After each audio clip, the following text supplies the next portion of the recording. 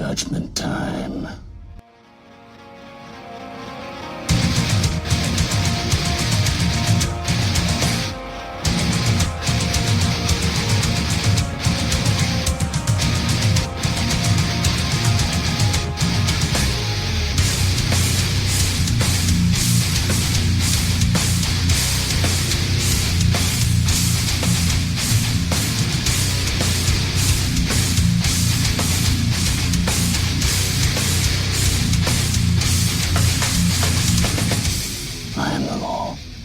Welcome to Everything Comes Back to 2000AD, and today we're joined by Mr. Stephen Ross. Mr. Rossy, what you want?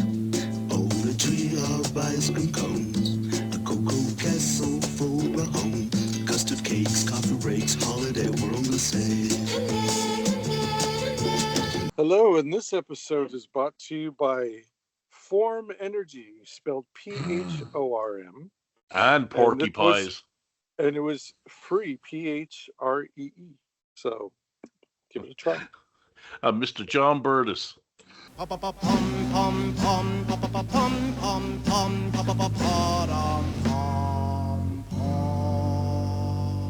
Hello to all you druckers out there. What a fucking life I lead, eh? It's either going to be the number of the beast or Jesus Christ Superstar. Or could I have done both things at the same time? Yes, but more of that later. Let's get on to death straight away.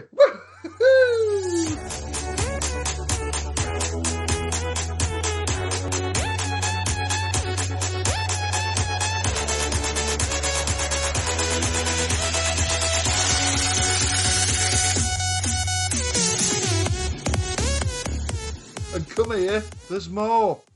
Let's start off. Let's start John, off. John, Whoa. how many of them came He's starting back? out with Jimmy Cricket.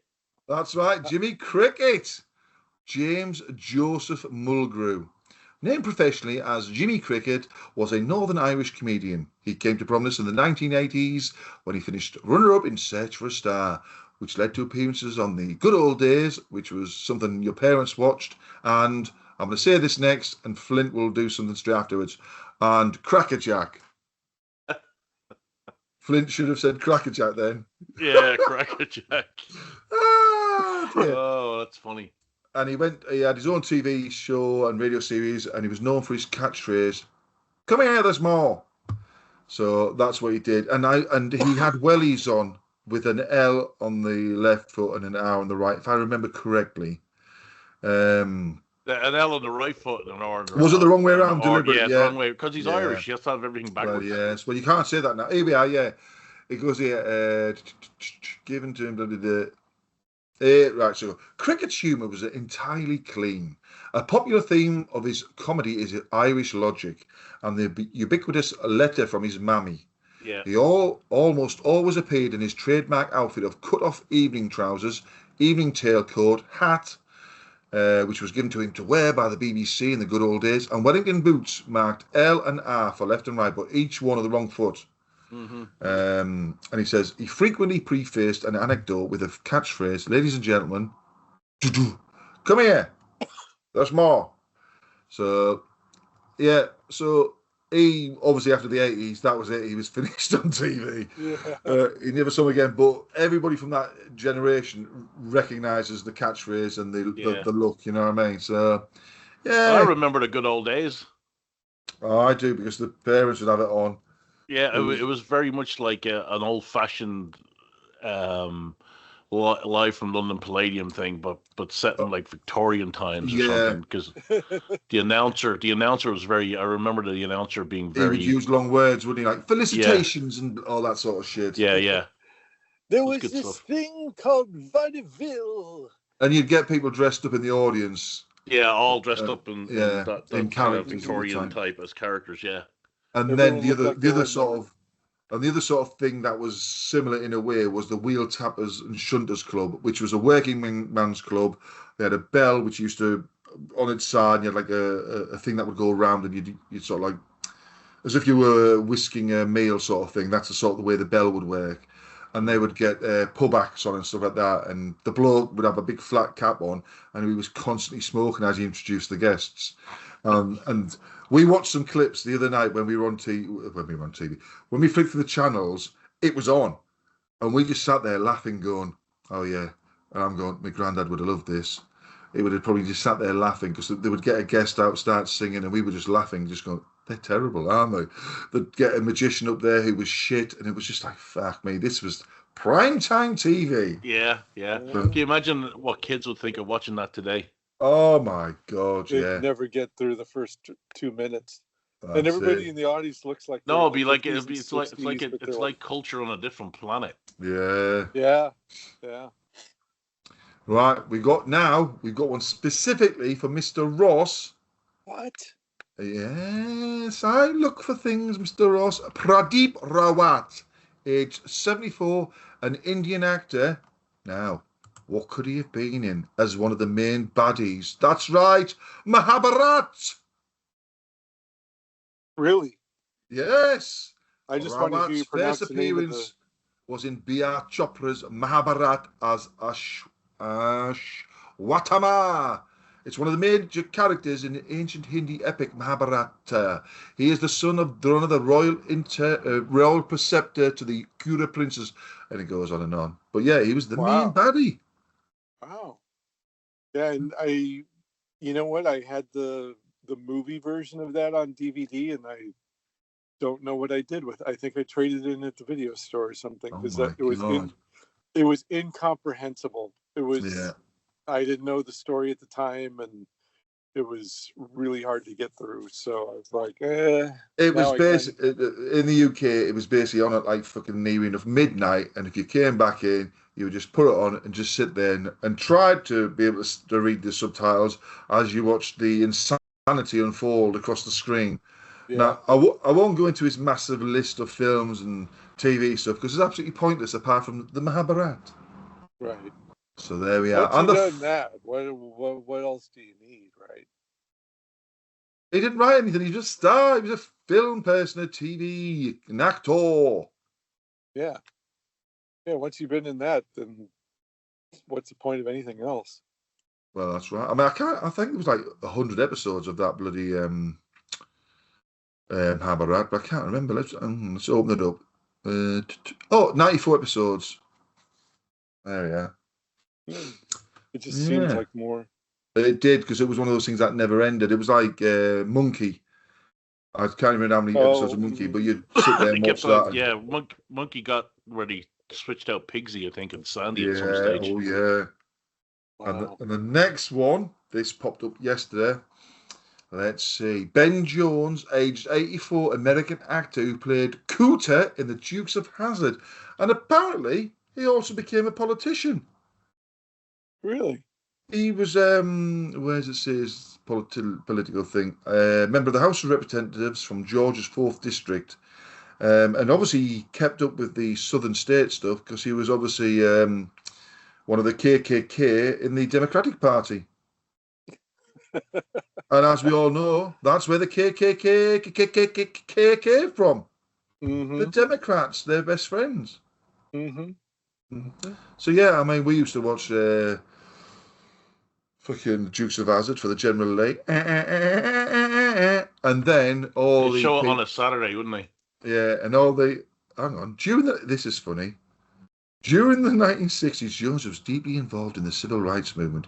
He was arrested during sit-ins and was attacked on 2 occasions by his friends, the KKK. But anyway, that's what's. I added the friends bit for a comedic effect. Damn hippie. That's it.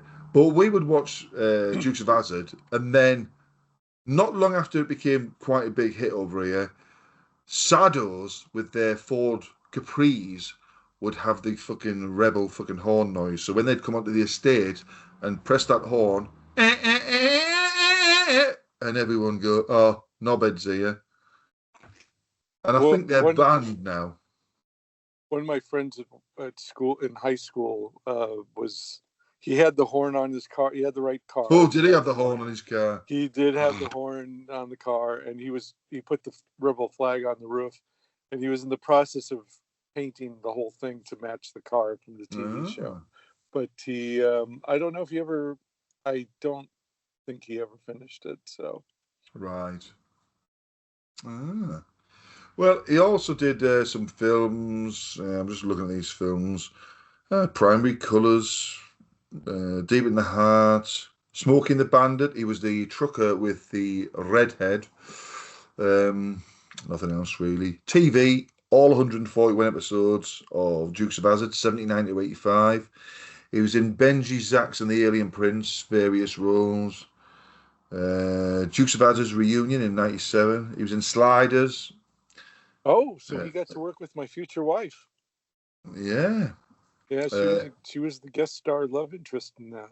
Right. And he also did fucking loads of music. He did albums 1, 2, 3, 4, 5, 6, 7, 8, 9, 10, 11, 12, 13 albums. And one of them's called Christmas at Cooter's. He had Cooter's Place, End of the Line, Southern to the Bone, One for the Young Uns, Southern Accents, If Not For You, Play Me an Old Song, The Hazard and the Southern Railroad, Christmas at Cooter's, that was 2021, Good Old Buckaroos, Deep River, Soft Southern Nights, and his final one in 2024, Rockabilly Road. Fucking hell. And he did the voice. Like a whole heap of racism right there. Oh, it must have been, yeah. So, yeah. Yeah. What's it? Yeah, I'm just looking at here. Dukes of Hazzard, post-congressional support of the Confederate battle flag. Oh, yeah, so he's a racist. Yeah. Did you do a mashup with Johnny Brett? Says, his defense of the flag served as his response to Warner Brothers' decision to no longer manufacture any merchandise that features the flag, such as the General Lee, and the discontinuation of reruns of the shows due to Dylan Roof's infamous reputation associated with the flag. There we go. Anyways, there's the 3 deaths I had. Well, I have a death. Oh my God. What do you think, Mr. Ross? You know, this is coming out of nowhere for me. So and me. Well, that means one thing, doesn't it? We should get the cringe muscles. It's political. Yeah. It's the death of the WNBA's trans policy. Yeah. Yeah, you had 2 ex-NBA players come out and apply for the WNBA draft because they now identify as women. And the policy or the is so vague with the WNBA that allowed them to do it. So they filled in all the paperwork and everything for it. So now the WNBA is in crisis and they're having a meeting over it because they're very much in support of trans people. So if you're in support and you support trans women, which is biological men identifying as women, then surely you must allow them to play in the league, right? So there's no precondition that you need. As long as you say that you're now a woman, they have to allow you to play in the league. So those 2 men are going to dominate that league. And the thing is, they're having a big meeting about it. And if they come out and say, the organization, WNBA, come out and say, well, these 2 guys can't play because they're biological men, then they're hypocrites and they'll go back in all their trans statements. Now, if they do allow them to play, the sport becomes a joke, right? So they're in a really tough spot because they can't define what a woman is. I can. So, yeah, I can too, but they can't because the majority of the NBA are all leftists. I mean, I think over 90% of them, even the players, are Democrats. So and the owners definitely they're all like you can tell by looking at them, right? A lot of the owners. Tell you're a lefty just by looking at you. Yeah, well, you can tell some of them are scissor sisters. So it'll believe me, I know what that look is. I know very well what that look looks like. So that offends anybody. I'm sorry, but that's the truth. So they're in a really tough spot because it could open them up to a lawsuit if they don't allow those 2 guys to play. I know this is a pretty radical thought, but did anybody ask any of the women what they thought about it? Or of course not. I know. And here's the thing as well is that the 2 guys are black, so they can't call them, so they can't, Oh my gosh. So they attack him. All the two athletes have to say is that they're being racist. Plus, Oh my God. they don't need to ask all the other women. These two women who were going to join are women. They don't need to ask other women because they're women. As long as you Right. say you are, they have to take you at your word. Wow. See? It's Reap like a and sowing are the two words that come to my mind. So the WW, God love them, they're in a tough spot now. But I tell you what, it's the most attention they've had in a while. So apart from them, the other players fouling Kathleen Clark all the time and knocking her down to the ground and not getting fouls, and then Sophie Cunningham getting smashed in the face. Yeah. And they bring race into everything. It's I've seen that. It's just ridiculous. It's race baiting all the time. all the time. They do it deliberately on the UK on sort of like say morning programs where I see clips, and I'm just thinking you've only invited that person on because you know what's going to happen to get the reaction. Are you that fucking desperate for ratings that you just want people to fucking go online afterwards and say, "Did you see this fucking shit?" Because that's all it is. They have no legitimacy in their fucking arguments because they're just ridiculous. Everything you can imagine somehow comes to race with some people, and I'm just like, look at these famous black actors who are the top of their profession, and they just say, like Morgan is it Morgan Freeman? I can't remember off the top of my head now. And he says, why do you have to start off saying that I'm black? If we didn't have to say our colours, what we are, this would just go and die. You know what I mean? It's like, and I watch these interviews with them, and you just think, listen to what he's saying. You're elongating the length of this insanity by constantly going on about the same thing. You know, if black people couldn't get to the highest things, why have we had an American president from Kenya? Why have we had who likes men? But why have we had some of the greatest actors are black, some of the greatest sportsmen are black, some of the greatest musicians are black? If people didn't like black people, how on earth would these people get to the top of their professions by being quite rightly excellent in their chosen field, but loved by the majority of the populations who go to the cinema or listen to the music or whatever? How could that possibly be happening? Because let's just stick with the American thing. If America was so mega racist, you wouldn't have had all these amazing people reach the top. You know what I mean? Who was the biggest fucking daytime TV person? It was Oprah Winfrey on A Fortune. You know what I mean? Who was the pervert uncle of America? You know what I mean? This, that, and the other. Mr. Ross. That's right. But it's like, fucking hell, can we not move on from this madness and try and rectify all this shit and just say, look, this, that, and the other? I mean, over in the UK, we've got a person who was there, a professor of bullshit. I mean, I'm surprised he didn't tell us he fucking got shot in the head and he's got one eye the way he was fucking making shit up. Fucking hell, it's unbelievable. He apparently he was a mute for fucking 12 years or something. It was all sorts of stuff. He's worked at two of the fucking universities, one abroad, one in Scotland, I think, but they both denied he's ever been there. He was on a TV show before he was born, because the TV show finished before he was born, and people are defending him. He was up initially for plagiarism, and then a reporter found out, was checking on him. He, whether it was him or a friend, contacted the police. The police came on the reporter for months saying, you need to fucking stop looking at this and trying to put the thing on.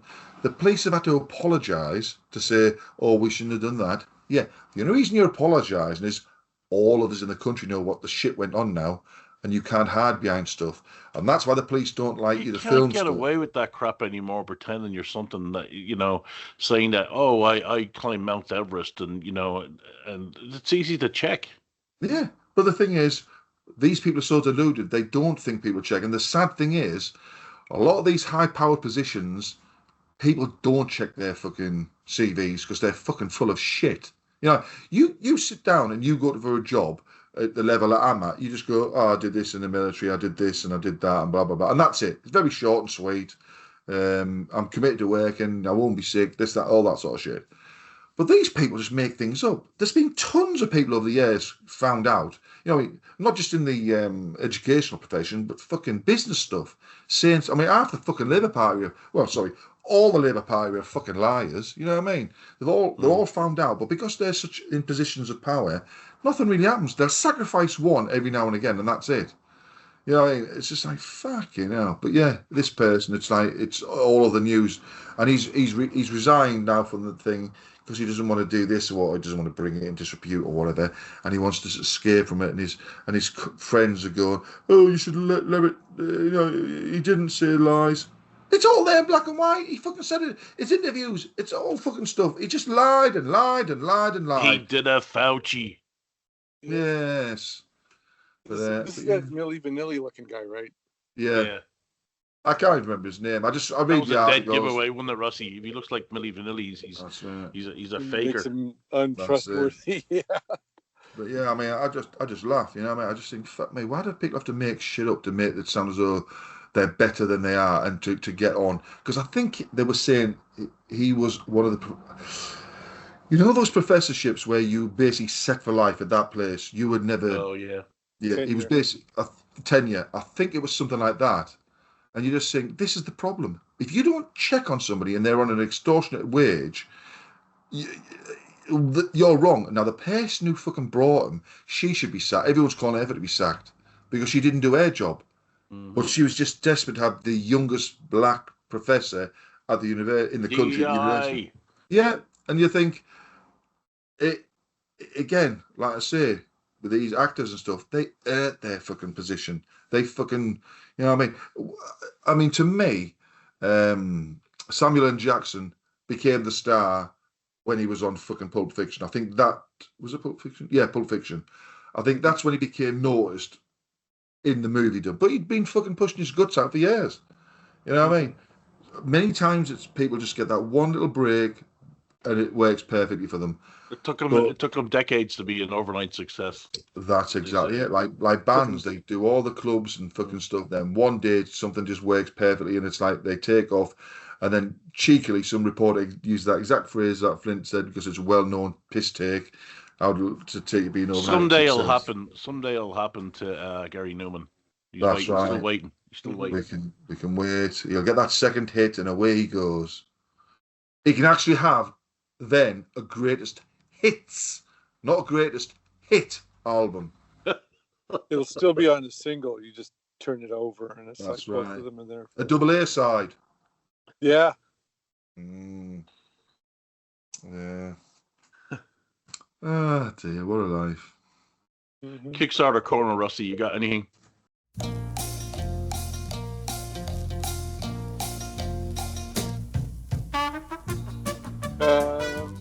Just Uncle Pat's. 2 more weeks for Uncle Pat's Shaw Volume 2. That's I'm already out. passed. It's like 180% or something in it, or something like that. Yeah, I think when I checked yesterday, and I've already been wrong once today, but I think he had like 300-ish backers or something like that. And That's pretty good. yeah, so and the book's not cheap, so I mean, it's also, you know, if I have Volume 1, it's a high quality book, so it's worth it. But it's like He has 307 backers, and it's up past 25 grand. yeah, okay, so he's going to be doing pretty good, even though, like, one of them, was it the first one or this one that there was like a stall? Who's typing? That's me touching, looking at something about the backing of Thingy's book. When you said it was so many names, I wanted kind to of check figured how it much was it's you done. because it was Rossi. It'll be like a hammer hitting the Yeah. keyboard. That's Yeah. because I haven't got that mic set to the where it just gets to my mouth. Weird, isn't it? That's because you need it for when Rossi mentions the Micronauts. That's right. Yeah, well, There you go. yeah. Also, well, I mean, I've been quietly erasing dialogue from black and white pages, and you didn't even notice. But yeah. So anyway, that there's that. You can still back it. I'm out as far as just because I live in the States and the postage. Yeah, has it's just too gotten expensive. ridiculous. Yeah, Yeah. it's just I hope that he pays everyone involved for their work. I would think. I'm sure it's so. done through the 77, isn't it, Rossi? Yeah, I'm just joking because we know people that don't pay their workers. Oh, No, actually, I think this is the. If I remember correctly, it was like his thing. They Yeah, it's might be his help. thing, but isn't the 77 But the I one think through it's the promoting it? 77 that are doing it this time. I think they're helping him, but there was something that there was one of them that where they were like, no, It he's trying wasn't. It to. wasn't Pat. It was the one with the soldier. That Okay. wasn't. Oh, That okay. wasn't Pat's. Ah. I mean, wasn't the 77 didn't help with that one. But I think Okay. they're doing this one. Okay. Ah. So anyway, looks good. I'll probably get the digital file like I've been getting for his other stuff. And then honestly, I got something about that white dragon thing there. That one, people don't understand how movies and all this kind of thing goes, and they don't understand what they're signing up for with Kickstarter, even though they click the little button. So it's taken a long time because it was made during the middle of the lockdowns, and then the star offed himself. So they couldn't film anything for a stretch, and then they couldn't film anything because the guy's dead. So they were trying to do workaround, and they're not going to use AI, and they're trying to, even though it's not a big movie studio. It's basically guys who make fan films, but they're like the biggest of the fan film people and almost studio level. Well, they should embrace AI like Disney and Pixar are doing. You would you would think, because that seems like the most ass backwards thing to to me. It feels like the studios have the money, they have the artists. They should be like the last ones to embrace the AI thing. Um, did you say Netflix? It was Disney. I mean, Netflix is in on it too now too. So they've But already admitted that. Disney and Pixar are embracing AI. Yeah, but Netflix So do already you think embraced it. you think all the people that go to the forums like 2000 forums that or art forums or comic book forums that complain about AI and how it's all garbage, do you think they'll boycott all Disney and Pixar movies? Well, I'm sure they'll go on a platform that's powered by AI and complain about it and police all the individuals who have a funny idea but not the means or the time to find an artist, pay for them, commission them, wait for the commission to get done, find out that the artist decided to do something else, um, wait for their sick girlfriend, sick cat to get better, all that stuff. Instead of That's saying like, just you, Rossy. I got a funny idea. My name's Ian Senior. I got a funny idea. And then you put it up there, and then everybody dogpiles on you, even though it's pretty funny. So no, I think like Netflix when we were reviewing the movies, I remember I was like, there are some things in this movie on Netflix that are too big and too expensive, even for Hold on, I got a CGI to Christie justify it. miniseries I watched. They used the AI for the backgrounds. Did they? They Yeah, it was admitted pretty that. obvious. It was pretty obvious. Yeah, I mean there was like those big tentpole movies they have, like with Idris Elba and John Cena and Jason Momoa and all those ones that they were doing, like Amazon and Netflix were doing. There was like this base of operations set that was like huge. They're just the characters are just standing in the foreground, this big looking set in the background. I'm like, and things were moving in the background. It wasn't just like a still image and they were in front of a green screen, blah blah blah. It I mean they may have been in front of a green screen, but the stuff in the background, I'm pretty sure was AI, because it wouldn't have even made sense to make that CGI and have things moving back there. And there were a couple of things in the car chases too. I was like, that actually looks too good to be CGI. So, and it was like when we were well past the six fingers thing. Anyway, they're not going to use AI. In my opinion, studios should mostly still pay for artists because they can afford it. But a little indie studio that's mostly fan films, your main actor dies, it's a huge tragedy for, personally and for the film. Maybe you put it in for a couple of shots because it will look better and less obvious than doubles or whatever. But anyway, But they're taking the highest of the high ground. They're not even they are not doing the AI, and they're doing the doubles, and so it takes longer and it's more expensive. And now they've got a theatrical thing, so I'm not getting I didn't even remember what I paid for. I was like, I know it's $20, and I'm supposed to get the digital file of the movie and the digital file of the soundtrack and the PDF of the script and bullshit screensavers for my phone and things like that. So, but I'm not getting any of it until after it's run its theatrical run. So, and of course, there are people who are like, but I backed the Kickstarter, I should watch it first. And it's like, dude, you have no idea how this twists and turns and it dragged down for so long. Just enjoy it when you get it, because No, you should actually get it before it goes out like that, because you waited so long for it. Yeah, but they're afraid of it's the same thing with Cynthia Rothrock. They claim Nobody's gonna pirate that. Nobody's gonna pirate it. You'd be surprised. That's the kind of millennial bullshit that I've been talking about for like a year now, where it's like, ever since I went to Morphin Con, I was like, this is huge, but it's only for the brand of the Mighty Morphin Power Rangers. Like this series, it's like 30 years old in the States or something like, let's see, 90s, 2000s, 2010s. Shit. It's still going. 2020. Yeah. So, well, no, they stopped doing them.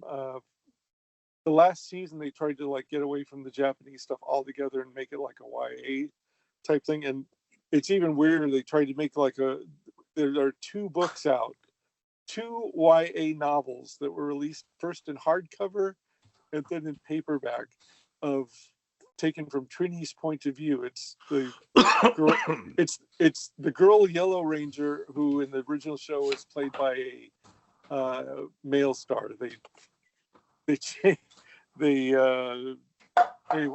Anyway, I went to that Morphin Con thing, and it's like, even though it's been around here for 30 years, in Japan it's been around for 50 years, and you go to the Japanese thing, or you go to Morphin Con, and it's like very like 2 or 3 specialty Japanese vendors, and granted they do have like pretty big displays, and then the rest of the space is just like strictly the stars of the American stars from the American TV show, and stuff from the Power Rangers brand here in the States. And I'm like, I don't even understand this. The Japanese stuff is so much better. They're working on a new series. I don't doubt. Well, of course they are, because it's like millennial bullshit that they got to keep going.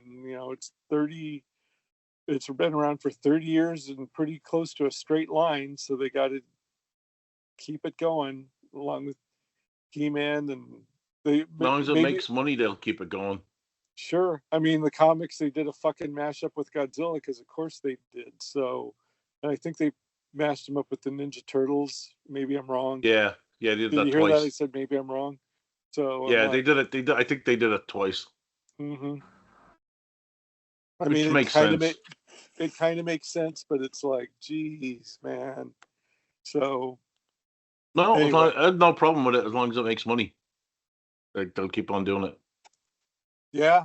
Well, I mean, it's one of those things. It's like not great for the culture, but it keeps making money, because it does not encourage anybody to try anything new. Why would you? Why would you try something new and lose money while you can keep on printing money? Well, because of the law of diminishing returns, it's like you still have to keep. It's like, well, what else do I mash them up with? Well, what you do is well, then if you're not making money on it, you retire it for a few years and then you bring it back. But that's not what they do. It's like, oh, we're gonna the Power Rangers go to Eternia and they meet He-Man, and Power Rangers and Thundercats is five members of the team, and 5 members of the team. It makes perfect sense. As long as it makes money, it doesn't matter what it is. Sure. because that's No, it what doesn't matter what it is. You're yeah, talking about I mean Dimension that Returns. is what the comic industry is now. That's what Comic-Con is. It's all it's when I John's say it's eating his all candy bar. Can you hear John eating his candy? What are you eating, John? A tuny. It's like a little sweet fruit-based thing. Although I'm listening to Rossy slowly get het up, so it's gonna be hilarious when it explodes. no. Well, I'll tell you what. John's passively aggressively bored, so I'm gonna shut this down and just say, aside from Uncle's Pat thing, I haven't really heard of anything coming. Oh, Ben's gearing up to do his Superverse Fighters game, side-scrolling game. So I saw some of the screenshots he did of it, or some of the animation. It's not bad, but it's very much yeah. stuck in its time, isn't it? Oh yeah, it's no different from all the other games like the Ninja Turtle game that used to play at the arcade and some of the other ones, but you can play it on your desktop. Jesse Sanchez is in the game, so all the more reason to back it. Somebody did I think I forgot whether it was because of the gameplay or the promotional art he used. The AI police came and visited him and said this is AI slop when he posted it, and I was like, oh yeah, but I mean I wrote for almost most of those characters actually, so I What he's like saying it. was AI slapped the trailer. I think it was the poster, the promotional artwork he had. So, Oh. and it may have been. I didn't ask. I mean, I'll support it. I'll support it because it's him, and I'll back it because I like all those characters. But It's good for me. It's going to be a ask me no questions, I'll tell you no lies kind of thing. And I'm not going to ask. Just however you made it, it's cool. Mm. And he's going all in on those figures too. Those The minifigs. yeah. So they look actually good. I wonder if he's working actually with them, with the people that do it. Like he's not just uploading the picture and then they generate a 3D image or whatever. That he's working closely with the sculptors. The short answer that I'll say on the show is that it was decided that they're going to create artwork that only exists because they don't want people just taking some pictures off the comics or covers or whatever and then just making a figure out of it. They want to have something special. So whatever artwork they use to make these figures, it'll be like you've never seen that artwork in a comic book or promotional stuff or whatever anywhere else. So it'll be exclusive to the figures. So if you want to collect everything, you have to buy the figure. And I think that artwork might be on the box. So anyway, that's the plan so far for those things. Yeah, but I was wondering if he's working with somebody from the company or he's just uploading shit. Yeah. I'll tell you later. Interested to find that out. Anyway, the Kyla Treasury Edition, the 2 proofs I ordered should get here this week. Of course, I won't be able to see them until I get back, but Marnie will open up the package and take a look at them, send me pictures to see if they're in good shape. But yeah, so that's it for Kickstarter Corner for me. So yesterday I was clearing off my kitchen counter and sorting the stuff from my desk, and I had Caretaker Tales #2 hadn't quite made its way home yet where it's going to be, so I put it with all the other White Heat books, and it's a pretty impressive little collection there, and I have multiple copies of the ones that I worked on. So I've got like one spot that has the ones I did with you, and then like the one that's like the complete White Heat, and then I was putting a bunch of the prints and original artwork away finally, and then I hit the part in my little art portfolio where I've got all the White Heat prints, and looks pretty good stuff, Flint. Well, I I know think there's you 5. I think at the moment there's like 5. There's 3 white heats. There's 2 caretakers. Oh, there's 1 thugs. and thugs, yeah. So that's So, 6, and then the treasury edition will be 7. hmm That's not bad. no, And it's. then I thugs mean, 2 will be later this year. That'll be 8. and it to me, I mean, I fell in love with the digest thing, working on those and seeing all those little digests together. It's like, it's not just this one anomaly. It's like, oh, what's a digest? What do I do with it? It's like, yeah, it's a Well, thing you can you have collect. you have Rebellion jumping on the bandwagon now. They're compact dread things they're doing. Oh man, their fan base is too fucking old. Their eyes are not made for that anymore. Well, I was wondering about the format change because old 2000 AD issues were wider and Right. not as tall. So hmm if they're just resizing the artwork to fit the compact size, it's going to squish up the text a lot more. While in the US format, it's closer to the digest size than the UK format, hmm so they don't have that issue of resizing as much as 2000 AD would. So it'll be interesting to see what they look like. I'd love to get my hands on one and see. Are they just doing the Are they just doing the old stuff, the old black and white Yeah, stuff, like, as always? it's basically the case files but in compact form. Oh God. And Okay. they split up the cursed earth. The cursed earth is, or the cursed earth, whatever way you want to pronounce it. It's part of it is in this. I think part of it is in the second compact, or the first, and the second part is in the third. They split it up, but they are reprinting the banned episodes in the compact edition, which is something they didn't have in the case files because the case files was done so far back before they changed the parody laws. Right.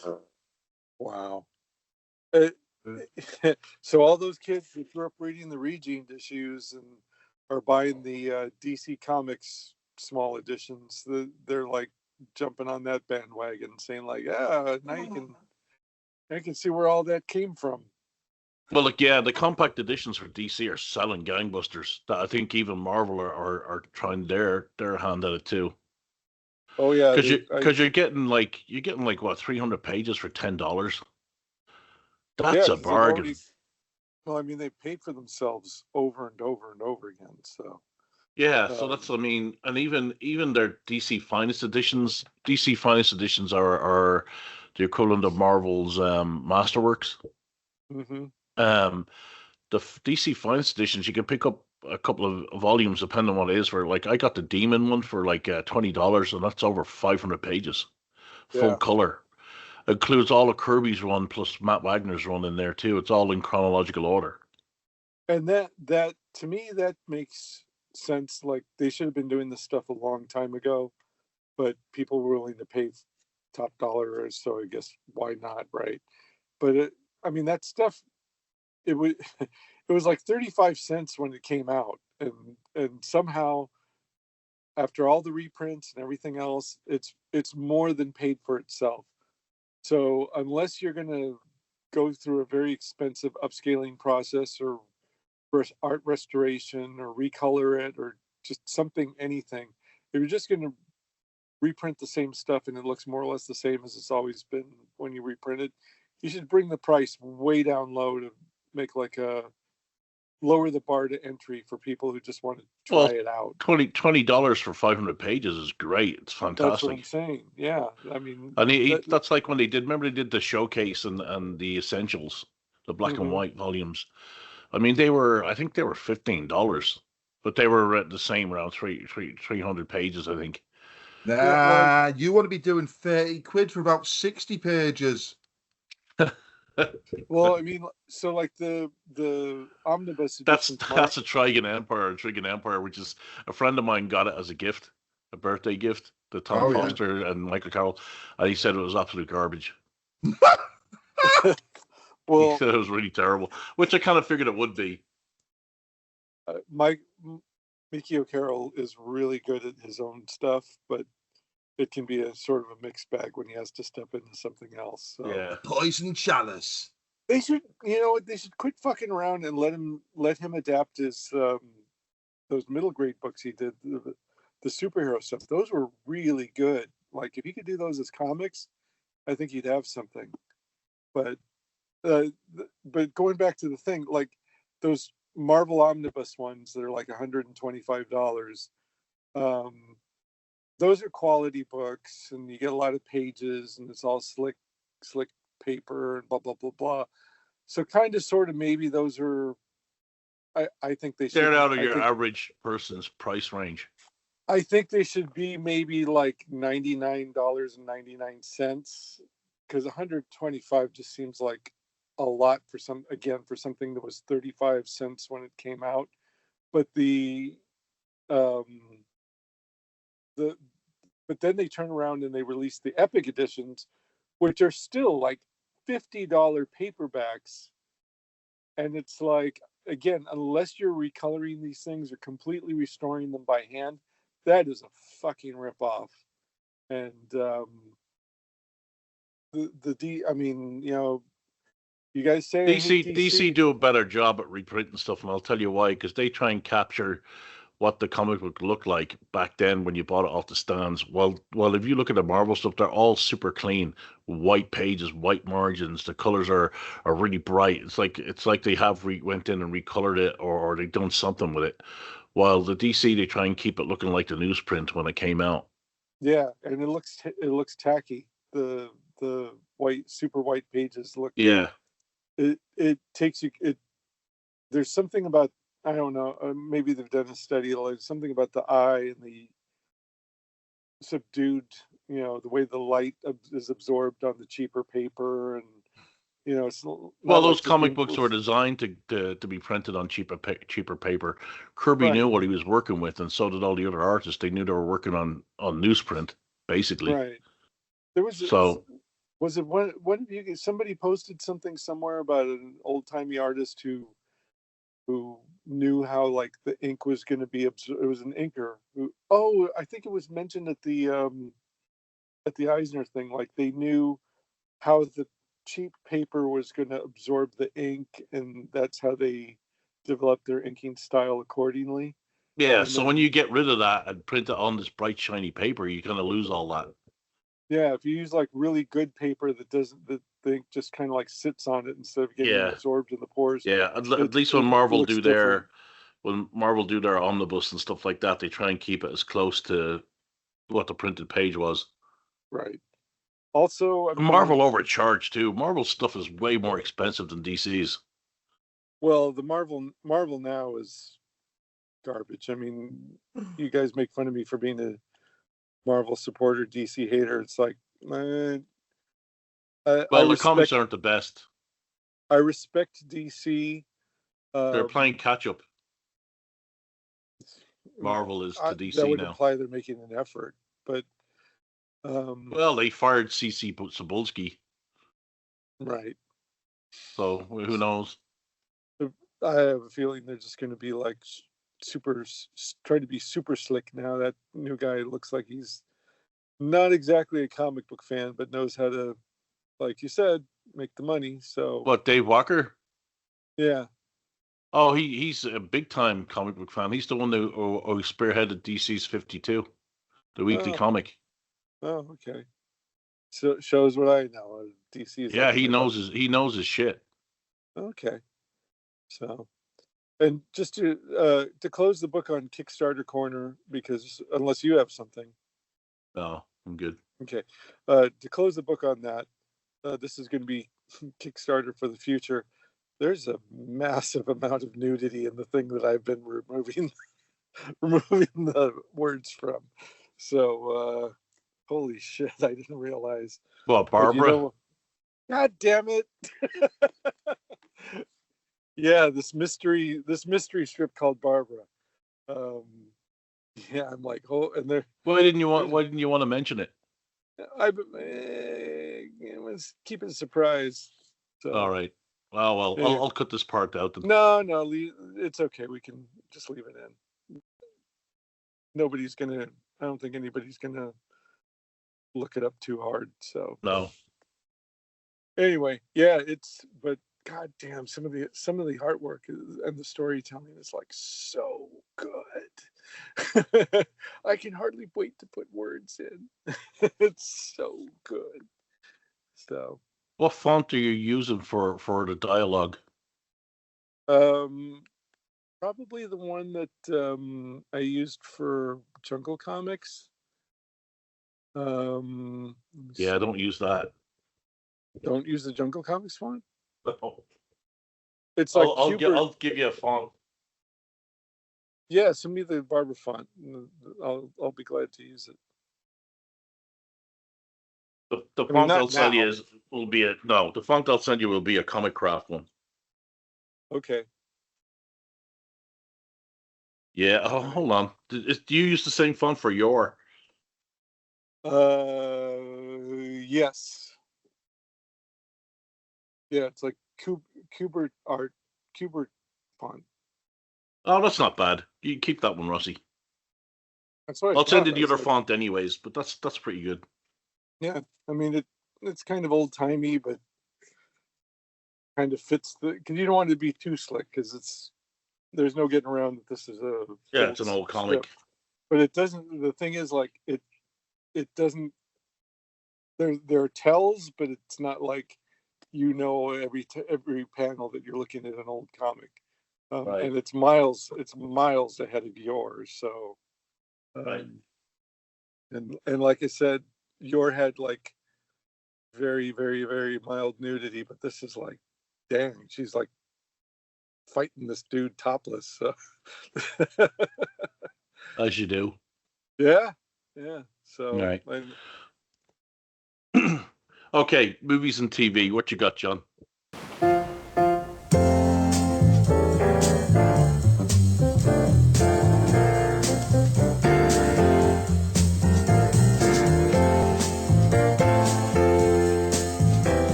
Well, I watched Weapons the other day.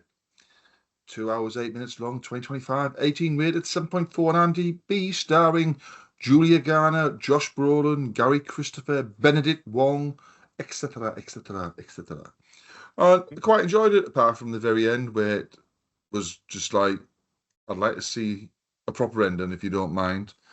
It's one of those you films. You can spoil it. It's been out for a while. Nice. Yeah. But it's one of those films where, as you go through the film, it takes you back to a specific character and how they get to where they were earlier, what you saw happen. For instance, you see Benedict Wong just come charging across a petrol station forecourt and attack the main character, Julia Garner, and Josh Brolin gets in the fisticuffs with him.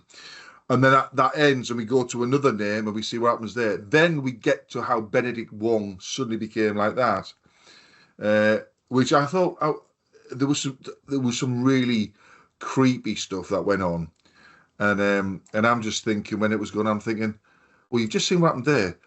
Do you not realize something weird is going on? You're just fucking letting it all unfold, which is what happens to him and his husband, where the witch woman comes in and fucking tricks them and gets Benedict to basically headbutt his husband to death on the floor, and then she does this thing to a little stick thing. There's a clever way of doing it. And then he suddenly stands upright and sprints off as direct a line as possible to kill Julia Garner at the petrol station. And that's quite weird because all the characters who get possessed, when they run with their arms sort of like as if they're a bird, but slightly back, like an arrowhead formation. That I didn't recognize it from the title, but it's that right, movie. They were like Napoleon Dynamite, whatever he runs like, and it all comes down to this one family where the kid gets a bit bullied at school, doesn't tell the parents, comes home, then this long lost 15 years auntie who's not been seen for 15 years is staying at the house. So he comes in, and his parents are just sat there at the dinner table, opposite each other, doing nothing, just sat there looking at each other. And he goes, Dad, Mum, nothing, no recognition whatsoever. So she comes in and she basically tells him, oh, they're resting. This is a special resting. But if you tell anyone at school, I'll make them do worse than this. And she makes them by doing the old stick thing and a bit of their hair or whatever and snapping it and putting it in water. She fucking makes them pick up the fork in front of them and just keep stabbing their faces, just fucking for about 30 seconds full stop until she makes them stop. And she says, and that's what she emphasizes, you tell anyone at school. And this is what I couldn't understand. I'm thinking, so you've done this to them, but you're not doing anything to him. And you're relying upon him not to tell anyone, which he doesn't. And then eventually she gets him to get all the other kids in his class something from them so that she can then control them. And so, because this is the famous thing, at a certain like 2:17 or whatever it was in the middle of the morning, all these kids in his class, because it's on the trailer, it doesn't give anything away, they all suddenly just disappear. And what happens is she does the old twig breaking, she has all their stuff, and she's been spitting in a big bowl of all the mixture of their bits and bobs, so everyone's there in one hit. Does the snap, and every fucker gets out of the bed, and that's really creepy because you've got this like weird drony music initially, whereas they're running through the lawns of other people's houses to get to as direct a line as possible. And Josh Brolin, one of his kids, goes missing, and he starts to investigate himself because the police are fucking lost. They blame the teacher on it, don't they? In the beginning, they blame the young teacher, which you're like thinking, how would she do she's this? An outsider. That's right. And so Josh Brolin goes to somebody's house, and he has a CCTV thing, or the doorbell camera thing, and he sees the kid. So he goes, "Oh, do this," and he sees the kid just running off. And you're like, well, that's what other kids have been doing, sort of thing. So anyway, they're all in this family's house eventually, because this night they all run. Well, what he does is he tracks it down. Remember, he makes a map. He sees other people's CCTV cameras, he draws lines and they extrapolate where the house is. And it's close enough for the lines to this kid's house. Who didn't? God, it's amazing how much I remember that movie. So it must have been really good. It was. It was just like a couple of things where I'm like, and this was the ending was brilliant, but also wound me up. So we get to the stage where the police have turned up, and there was a robber who was trying to get into the house, and he saw the kids all in the cellar, just standing there motionless, and he went to get the $50,000 reward, and this policeman goes, "I'll take it. We'll go there." They go in, and she fucking gets them both. You know, they're both fucking under her power. So anyway, Josh Brolin and Julia Garner, the young teacher, the very slight teacher, are sat in the car watching the house because the police car's outside, and they sit there for like the whole night. In the morning, they're still there. Door opens up, and the policeman, who used to go out with the young woman, opens the door. And just as this weird beckoning, a bit like the old Moby Dick, Captain Ahab, just one arm movement, come in, goes inside.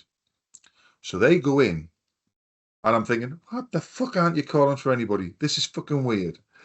They go in, and there's the salt drawn on the floor, right? Mm-hmm. Them two, the policeman and the criminal, are both stood motionless, right? Upstairs, there's other things happened, right? Other things. So the parents are upstairs, and they're stood motionless outside the auntie's room, right? But when the auntie goes in there, and they've got these weird faces because the kid has been feeding them to keep them alive, the kids and the parents, with Campbell's fucking chicken soup. So they just stood there, and he just feeds them like babies, right? And so she says to the kid, "Do not cross that line of salt." And I'm thinking, oh, God. So anyway, downstairs, these two come in, Josh Brolin and Julie Garner. She's just about to step over the salt, and he warns her, but she steps on the other side. Instantly, the fucking policeman and the burglar just fucking come to life like insane lunatics and charge at them both. They fucking jump on them. Josh Brolin's punching the lights out of this fucking criminal. He's taking it. Nothing stopping him. Fucking smashing it to pieces. Throwing him into the fucking furniture. Just because he's compared to Josh Brolin, he's fucking minute, and Josh is just smashing it to pieces, and he just gets up, nothing's happening, fucking smashing it to pieces, fucking all sorts of shit. Meanwhile, the cop is fucking strangling the fucking teacher. She's like fucking nearly passing out, but she gets his gun, shoots him in the fucking jawline, doesn't do anything. So she has to put the pistol to the side of his temple and blows his fucking head away. And that's him down. And then she blows away the criminal who's basically going to kill Josh Brolin. So when all this is happening, that little lad is walking towards his parents who are stood there guarding the door. And he steps over the fucking salt. Woof! Fucking all hell breaks loose. They just sprint towards him. But the problem was that salt line was so close to them, but then they seemed to sprint for 10 metres before they got anywhere near him, which is, I'm like, oh my God. But it was just the instant, it was so well done, you know what I mean? It was just the instant turn. Because you knew it was coming. You knew it was coming with them downstairs, and all the shit goes wrong. Anyway, the kid has been chased by the parents. They're smashing down the doors. He's getting into another bit. He eventually gets out of the way, and he fucking gets the magic shit that the auntie's been using, and he's got a bit of hair stuff, and he puts it in, and fucking all of a sudden she catches him, and he's just about to do it. He snaps the twig, and the next thing, the fucking horde of children down in the cellar come screaming up, chasing her. She's running off down the street. They're just going the direct route. They're smashing through doors, smashing through all the windows on the front of the house, goes to another person's house. They just run through the house, smashing everything in their way to get to her. They fucking, I'm not kidding you, just rip things to pieces to get to her. One of them eventually catches her, and then she knocks her to the ground, and she's screaming like this. They all fucking jump on her and just basically rip her to pieces. They rip her jaw apart. They fucking rip the limbs off, and the camera pulls up above them. She's like body parts strewn everywhere. Once she's dead, that's it. Because Josh Brolin, he'd been turned as well. They stop. But the problem was, this is what got me. So Josh Brolin recovered quite quickly, but they have a voiceover going, a few of the children took them like months and months, but they slowly start to be able to talk again. But I'm like, where you're not telling us anything. I want to know exactly what was going on. I hate a film where they don't reveal what was going on, because it's like the major plot line of all these kids being disappeared, and they were in that house. I'd like to know. Kids. Yes, why did she need them? Because I was thinking, well, why didn't you just use the fucking? If you're prepared to do that to his parents, your family, the parents of the lad, why are you not prepared to do it to him? And you could do it to anyone, because that's what you were doing.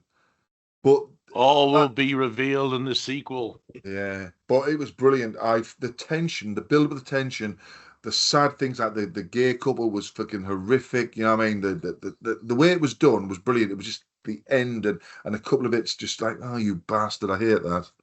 But anyway, I would recommend it. I think she won an Oscar for her role. Amy Madigan. Yeah. Oh. Yeah, I think she did. She won some award. I'll have to look that up. But she usually plays, that's a completely different role for her, because she usually plays the girl next door. I can see that, yeah. I think she was in The Field of Dreams. She was married to Kevin Costner in that movie. Amy Madigan. Let me look that up now. Amy Madigan. Oscar. Madigan. Yeah, she won the Oscar for Best Supporting Actress.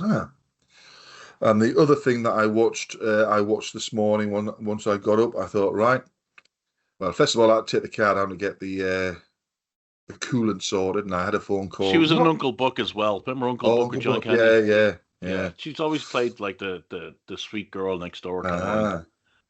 So got up this morning, I had to put the car down the garage. I've had a phone call. It's all repaired. But I said, I'll collect it tomorrow. I'm talking to my friends in America. One's French. Weird, that, isn't it? Anyway, so I watched the final episode of The House of the Dragon. Fucking hell. They saved the money for the action on this. and the shit at the fan when one of the Dragon Riders goes full nuts. He'd already been turned last week to be a traitor to the Queen, but he also did stuff that was treacherous to the people who turned him. Basically, killed the fuckers. But the action was brilliant. There was fucking tons of stuff going on. You weren't expecting certain things, but highly recommended. Carolyn kept walking in and out as she was doing stuff, and I'm going, oh, that we said he'd be the bad lad, didn't we? So, but yeah, I fucking love that. And the weird thing of this fucking new Virgin box we've got is now that I've deleted it, it'll fucking record again tonight when it's on because it's the new episode. Yeah, obviously it's a new episode, yeah. I'm fucking sick of it. It's fucking constant on everything. I'm like, fuck me. How can you fuck everything up every time we've upgraded? Certain stuff's fucking degraded. You know what I mean? The intelligence of it is wank. But anyway, so I watched that. What else did we watch? Not much, just tons of shit on YouTube. Stuart fails to save the universe. You watch the latest episode? Now, I haven't. We couldn't watch that because we were off to London on Friday, so we didn't have time. But we're going to watch that tonight because I've got it. All right. But looking forward to that because what's her name's in it? Because I've seen the behind the scenes where the one with the squeaky voice, yeah, she's in it apparently, isn't she?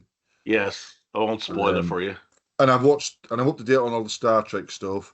Which the second, right? So the second one, I can't. What the fuck? Like, the first one was the time travel thing. Well, I'm still playing catch up on that one. Right. Okay. The second one was quite good. Oh, what the fuck was it about? I'd have to read. But I've enjoyed all the episodes on that up to now.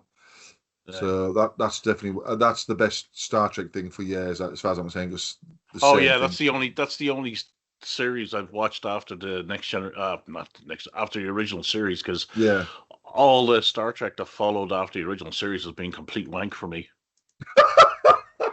So Brave Strange New World seems to be the only one that caught me. Yeah. That Picard season 3 was pretty good, but man, everybody's so old. Yeah, but I won't watch that. That because the Picard season 3, they were all brought back because they'd fucked up big time. Mm-hmm. And they knew it. The first two, I watched the first season. I was bored out of my fucking head, so I didn't watch the second season. Then I read that they were bringing all the old cast back, and basically only one character from the other two seasons, apart from Picard, was going to be brought through. Basically, you know, you'd have a little bit of the others, and then they'd be got rid of. And so I was happy with that. But then again, like I say, with Flint, he doesn't watch them, so he's not that bothered about that. I'm just looking at the Strange New Worlds now. There we are. That was it. So Spock, Leanne, and Kirk board a Lost Federation ship where an old mystery becomes there. That's it. It becomes a weird ghost story, and it's fucking nicely done. Nicely done. Right. The third episode, they go. You will laugh at this because it's exactly what I was expecting. The third episode, there's an argument between the pilot and Scotty because Scotty's put these alarms on. So when she gets to the stress levels to flight, beep, beep, beep, you're over the fucking 100%. Stop it. That sort of shit. She's annoyed. So they're bickering constantly.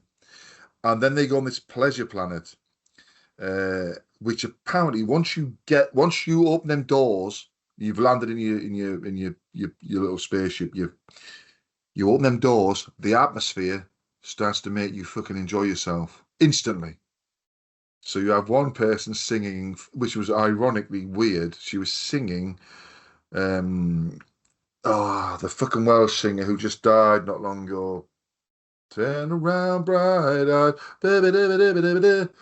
Bonnie Tyler? That's it. She was singing Bonnie Tyler's hit in Klingon, the female number one. I was fucking laughing at that. Other characters, Bonnie Tyler would be a thing in the far future. But I thought it was funny because, well, the thing is, the Klingons love that character. That's apparently one of the jokes. But I thought, isn't that weird that she would die only a couple of weeks before this was aired? And then you had the captain fucking having like a midlife crisis, but enjoying it just casually because he gets all these tattoos all over his body and over his face. And it's just funny because they're on the way to a peace conference to get these two warring tribes together. And he said, oh, we've got plenty of time. we're going to do this first. And while they're all doing this, the shit hits the fan while they're all down there. Not the peace thing, that's still like to come, but because of what's happening to them, it's getting out a bit out of control. So I thought, this is quite interesting because we have 3 episodes, no relevance to each other, completely like standalone, rather than do a continuous story. So I'm just wondering what we're going to get next. Yeah. Oh, I've just seen, as I scroll down, there's a puppet version, Muppets, Yes. on number 5, episode 5. So I look forward to that because it's a picture of the captain. Yeah, I heard they were going to do a version like that. Uh, What did you watch, Rossy? From the bottom up, I listened to some commentary on the last Italian Son of Samson movie, and that was interesting. I listened to it while I was sorting the crap in my desk and everything else.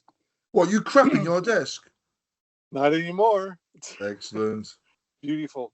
So then my dad and I were just like, there's no movies or anything that we really wanted to see.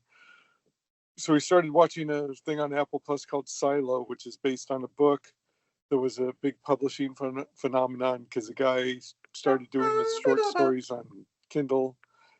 And it's one of those things where like, I know it's good and I just hated it. I still hated it. So I don't like most streaming shows that did the streaming thing where it's like the pilot grabs you and then it digs its heels in and moves glacially slow.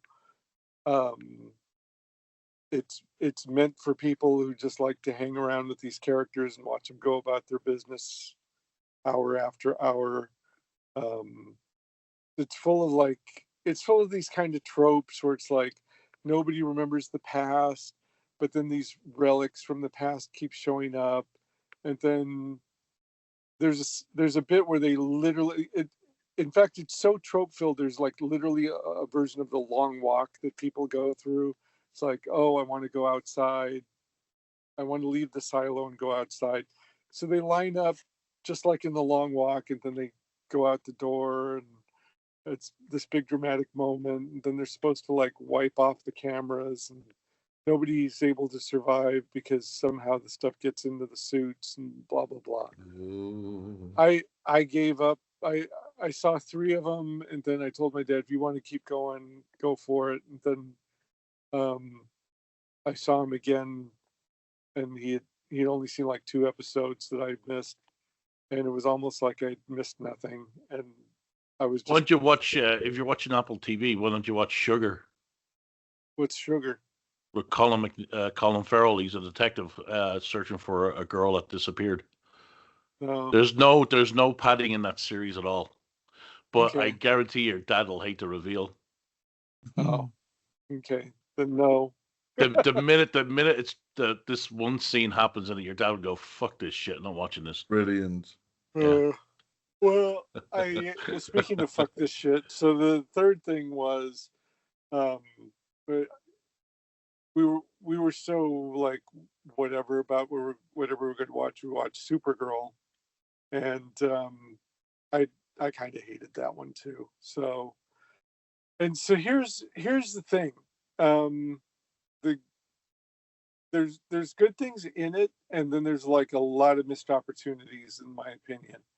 And after I watched, this is one of the times when I actually, okay, so before I saw it, I saw some of the nerdrotic adjacent reviews. Of course you did. That's the exact phrase I was going to say. Well, here's the thing. I used to do that all the time. When I say that, I mean mostly It totally colors your perception of the movie before you actually see it. Well, it just came up on the feed. Well, I listened to the. I don't know how you can possibly enjoy any movie after watching reviews or half in the bag or the nerd before you watch a movie. I mean, I don't know how you can obviously enjoy it. Perfectly capable of forming my own opinion. And second Impossible. of all, I don't think so. Well, I mean, okay, so I'm getting to that. So right, okay. So the neurotic guys kept harping on how she looks like Chaka from Land of the Lost, and Which is true. which is true. So okay, so I'm getting to that too. So I never. So she's from Game of Thrones. I didn't watch Game of Thrones. So like to me, she's a She's from the House of completely the Dragon. She's not from the main Game of Thrones. okay. So back to John's desires for specificity doesn't fucking matter. It So does. That's how people so get killed on missions. People like you just going, oh, I can't remember if it was 24, Details 20 don't meters. matter. Yeah. well, when you're talking about a long ass TV show, no. Anyway, so to me, she was a complete unknown. I only knew her from like the trailer. So Well, you saw her in a Superman movie, Rossy. You watched that, didn't you? oh yeah, What speed did you watch that with your dad? what, Supergirl or Superman? Supergirl, what speed did you watch it at? Normal, no, oh normal. I can't. If I speed it up, you can't hear the sound. It's just regular fast forward. On YouTube, you can speed it up, and they just kind of. If you go too far, it starts to sound like a chipmunk.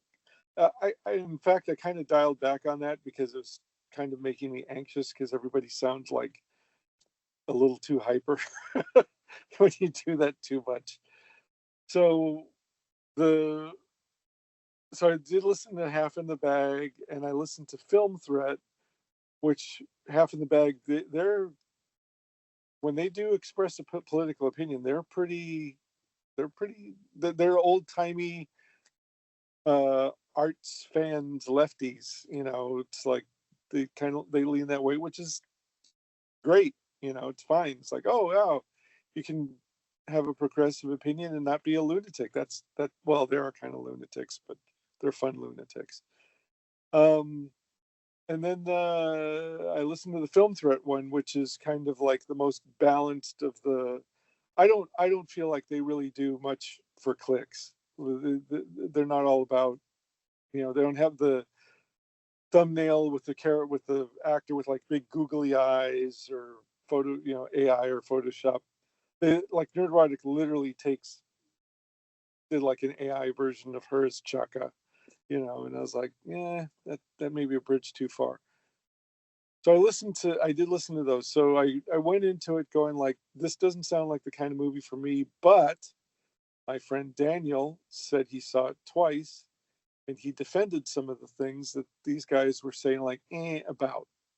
So I watched it and made my own opinion. And my own opinion is, yes, it looks like a shitty version of Mad Max Fury Road. Yes, she does look like Chaka. No, it doesn't. It doesn't look like that at all. It's well, so I'm getting to that. It looks like it's just a dreary looking movie. They put the thing that drove me nuts, and that I think they thought they were being charming doing it, is that it's a sci-fi movie, and everything in it, like there's no effort at world building. It's everything we have on Earth, and you just put space in front of it. Yeah. I'll agree with that. Yeah, so it's like they go to the space bar where they're listening to Space Girl pop punk, and they're listening to 20th century English language music in the future in space, in far off space. Right. So it's taking place. I mean, there's no effort like, okay, this does take place in the future, and for whatever reason, like, well, it doesn't take that was a mistake by me. It doesn't take place in the future, but I mean, the thing is, if you're going to do stuff that's out in a galaxy far, far away, at least make it look more alien. Right, because like even the jazz. I remember when Star Wars came out and those jazz playing. I forgot the name of the band. There's actually a name for that band and the name of that alien race. Those guys. Cantina Band. Yeah, the Cantina Band. First of all, you recognized it as some kind of jazz, but it still sounded at the time really different and alien. And they were aliens. Yeah. Right. And so, and a bar or tavern, that's like every culture in the world has a version of that. Right. So public house, whatever you want to call it.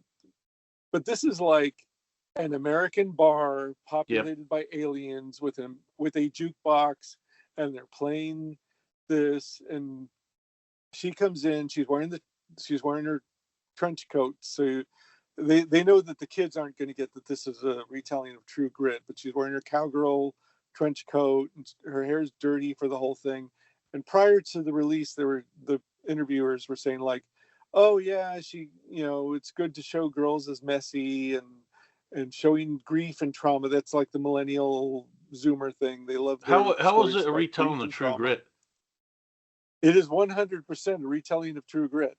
Oh, you mean where the little girl, English girl, gets bitten by a snake, and so he has to run with her so she doesn't get paralyzed or something? That didn't happen in So Supergirl. her parents, one of the parents gets killed, and she wants to get revenge, But and so that's not True Grit. That's nearly every fucking revenge movie. yeah. But I mean, I've seen True Grit, and I've seen a couple of I've seen both versions of True Grit, and I've seen other reviewers saying like it's got elements of True Grit and with a little bit of John Wick, and I and don't see the True Grit in that at all. I mean, there's nothing about that was the reason she's wearing a trench coat because she doesn't want to wear the Supergirl outfit. right. And they explain all that, but so And in True Grit, one of the main characters gets bit by a rattlesnake, and he has to grab her and run miles in order to stop the poison from yeah, going through so her well body, and that she ends up losing a leg. that That incident didn't didn't. happen in Supergirl, Right. So that major incident doesn't happen in it, right? So it's not True Grit then. but it's like these two characters, like there's the grizzled veteran character and the young girl character, and the Right, young girl character wants revenge, and so they go on this road trip and right. But blah that's blah like blah nearly blah. every fucking Western you can come across. Right. Well, I know, but I mean, like that's the big one. That's the big one that's been remade twice as a movie. So, or been made twice as a movie, not remade. So, and then Lobo shows up in it, and it's okay. So again, I haven't seen every single one of the DC animated thingies that they've done. So I understand that Lobo's been done as a cartoon character before. I don't know how this performance stacks up to that performance, but and the only It's Lobo.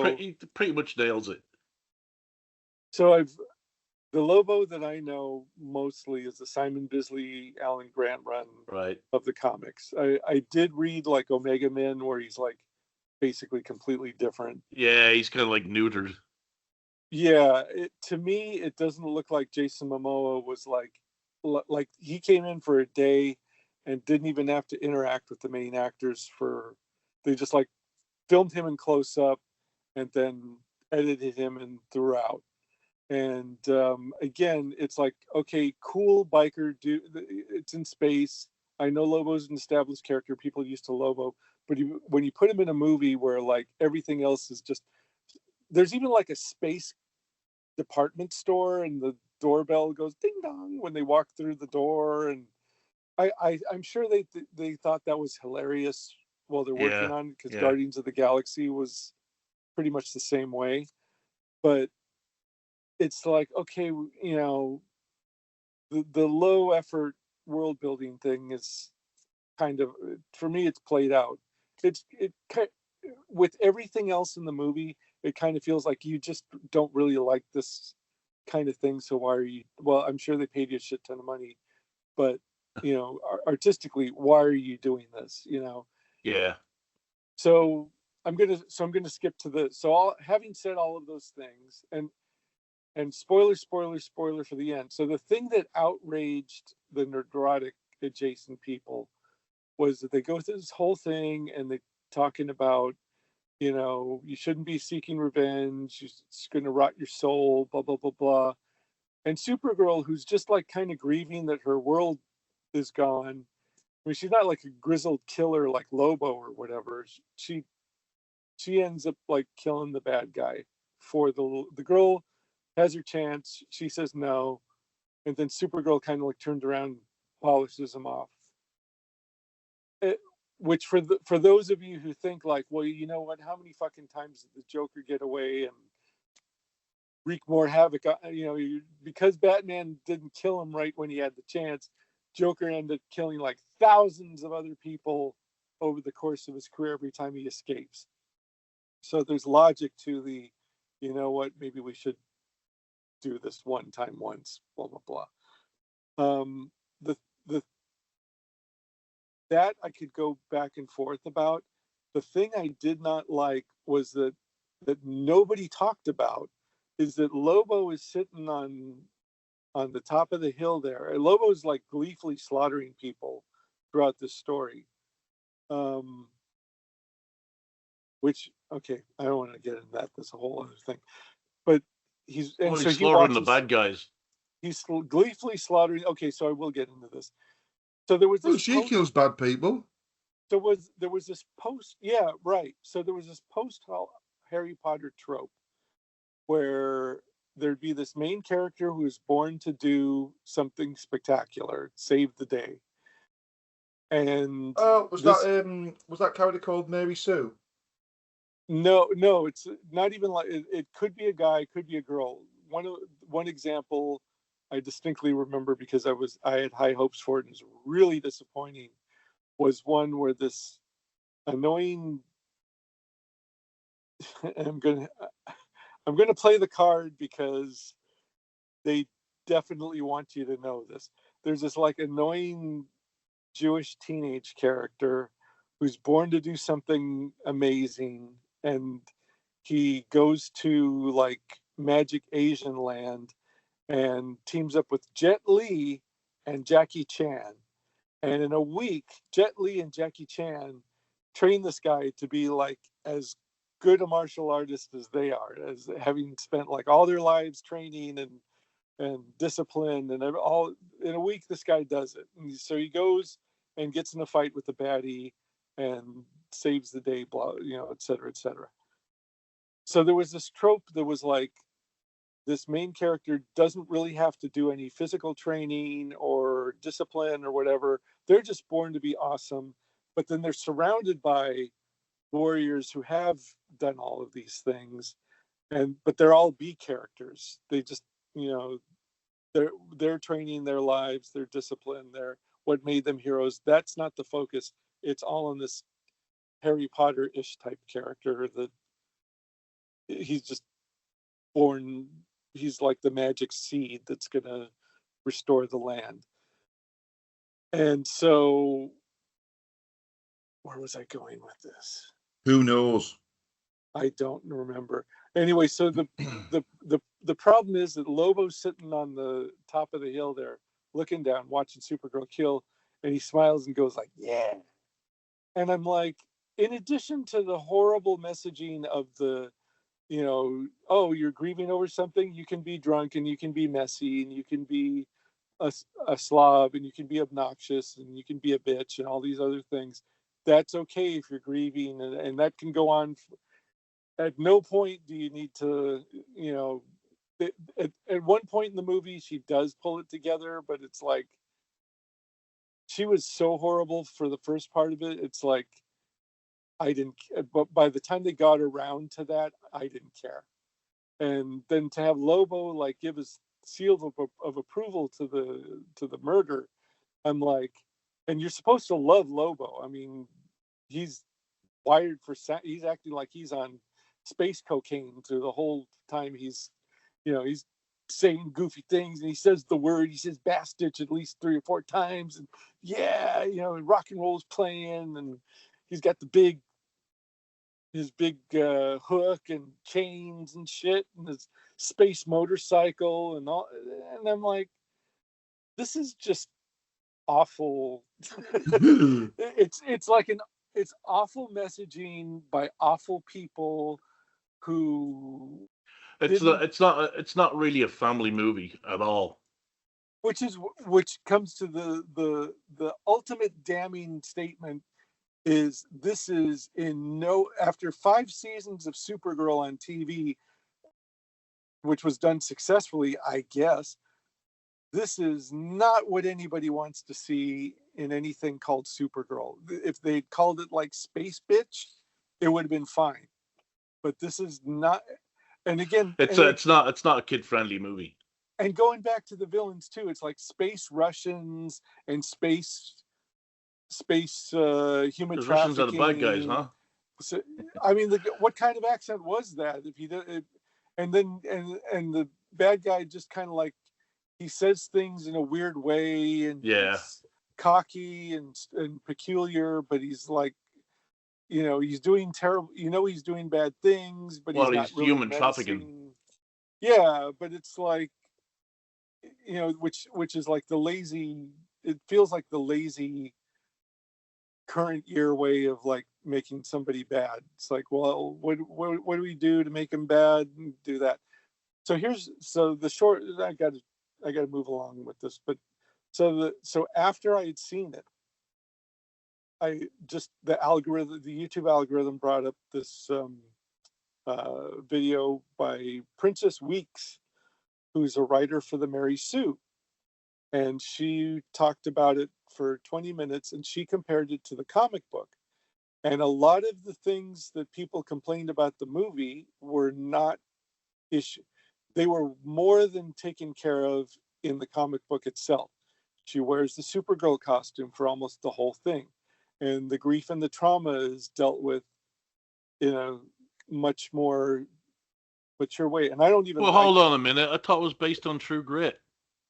Well, it's based the comic book was based on True Grit too. So in fact, it's even more true grittier than the other things. She said that like Crypto wasn't even like I think she said Crypto was like pretending to be hurt or something. She said that like that was one of the things. It's like, okay, so Supergirl and Crypto were hit by the Kryptonian arrows. She's fine. She pulls it out and she's okay. But Crypto's like dying. That's like the ticking clock that you learn in screenwriting class to make it more suspenseful. But and the fact that they're going to all these different planets with different times and different, who cares? But she says in the comic book, Crypto was actually fine too. And then at the very end, when there's a little more rigmarole about what happens to the girl and the villain and all that. But she was the most annoying character in the whole movie. The English girl? Yep. Yeah. She annoyed the crap out of me. Well, in the end of the thing, the two characters go away. They go separate. He goes to like space, other dimensional prison, and she lives her life out as an old lady. And they meet up again, and she hits him with her cane. And it's like iffy. Some people found it iffy whether she killed him in the comic book, and it's like, no. And Tom King even said in an interview, there's no way you would take away that she had killed him. He like holds up his hand and she gets a lick in, but that's it. So she gets basically a punch in the face and walks away from it for good. So even the controversial ending is like handled better in a Tom King comic. And again, I don't like Tom King's writing. No, I don't like Tom King either. Right. But and then when she was showing panels from the comic book itself, the artwork is beautiful. And that's like that Supergirl. If they had made a movie that was more like that, I probably would have liked it a lot more. And then during the Princess Weeks video, she was showing clips of, I hadn't seen the actress speak before, but they were showing an interview with her, and they hit her with this like bright light, and she looked great. I was like, okay, for a movie like Supergirl, you expected everything to be brighter and more. I think that's the problem with a lot of modern movie making is they tend to darken everything. Well, I mean, her jaw and her teeth didn't look like Chaka's in this interview. She looked like an attractive young lady who it's like, had I just seen that, I'd be like, oh, that's totally a Supergirl, but the way she's lit in the movie, and like I mean, they really went, and with the hair, the dirty hair and all that, they're trying to make her messy and gross, and throwing up all over the place, and the dog pissing on Superman newspapers and all. I mean, they're trying to gross you out, but it's like, No, it's like they went the wrong direction with the movie. right. So I don't want to be grossed out in a Superman movie unless you turn that around, like you get like maybe half an hour, 45 minutes at the beginning of the movie, and then you got to turn that around and show the Supergirl everybody paid to see doing Supergirl shit. And then the fights were chaotic, and I don't want to see Supergirl doing space kung fu and all this other shit, and shooting her space eye lasers and against all the space henchmen, and just I really did not like it at all. And I thought, like, the last DC movie I saw was the second Aquaman one, and that was terrible.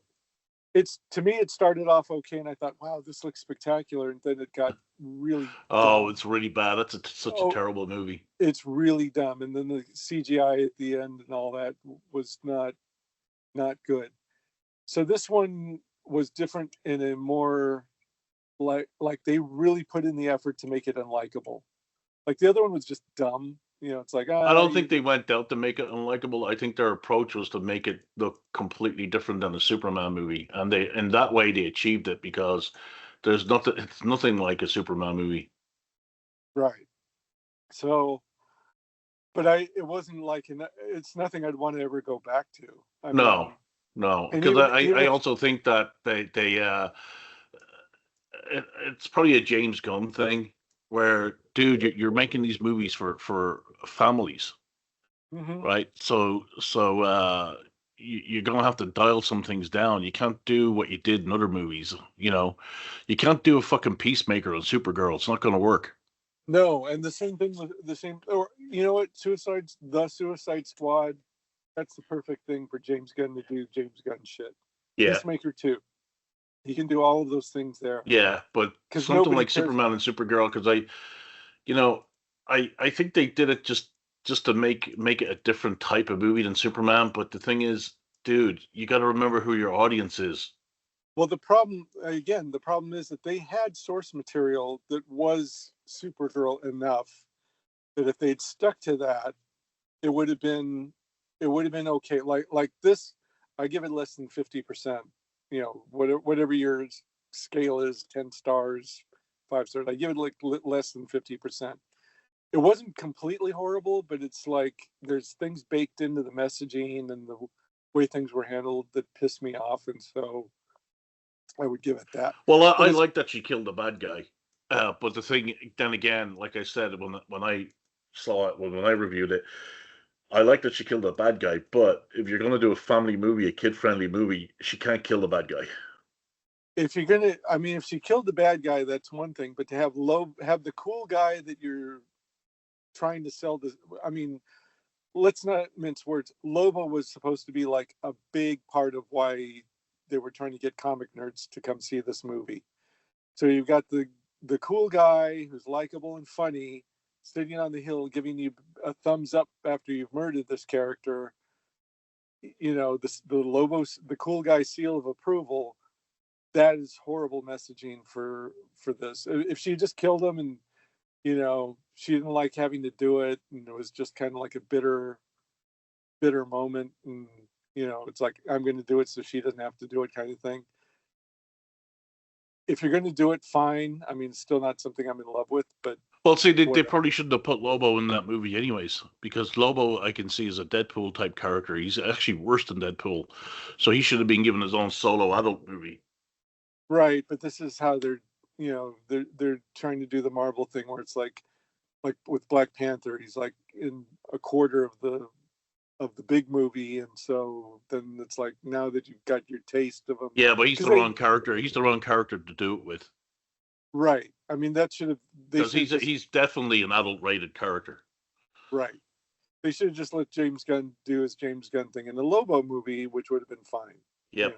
No, I agree. I agree with that. But so I thought and there were things in the actual, I don't even remember because like they went by so fast, but there's like little stuff in the James Gunn Superman movie that's like, if I was a parent and my kid asked me what that meant,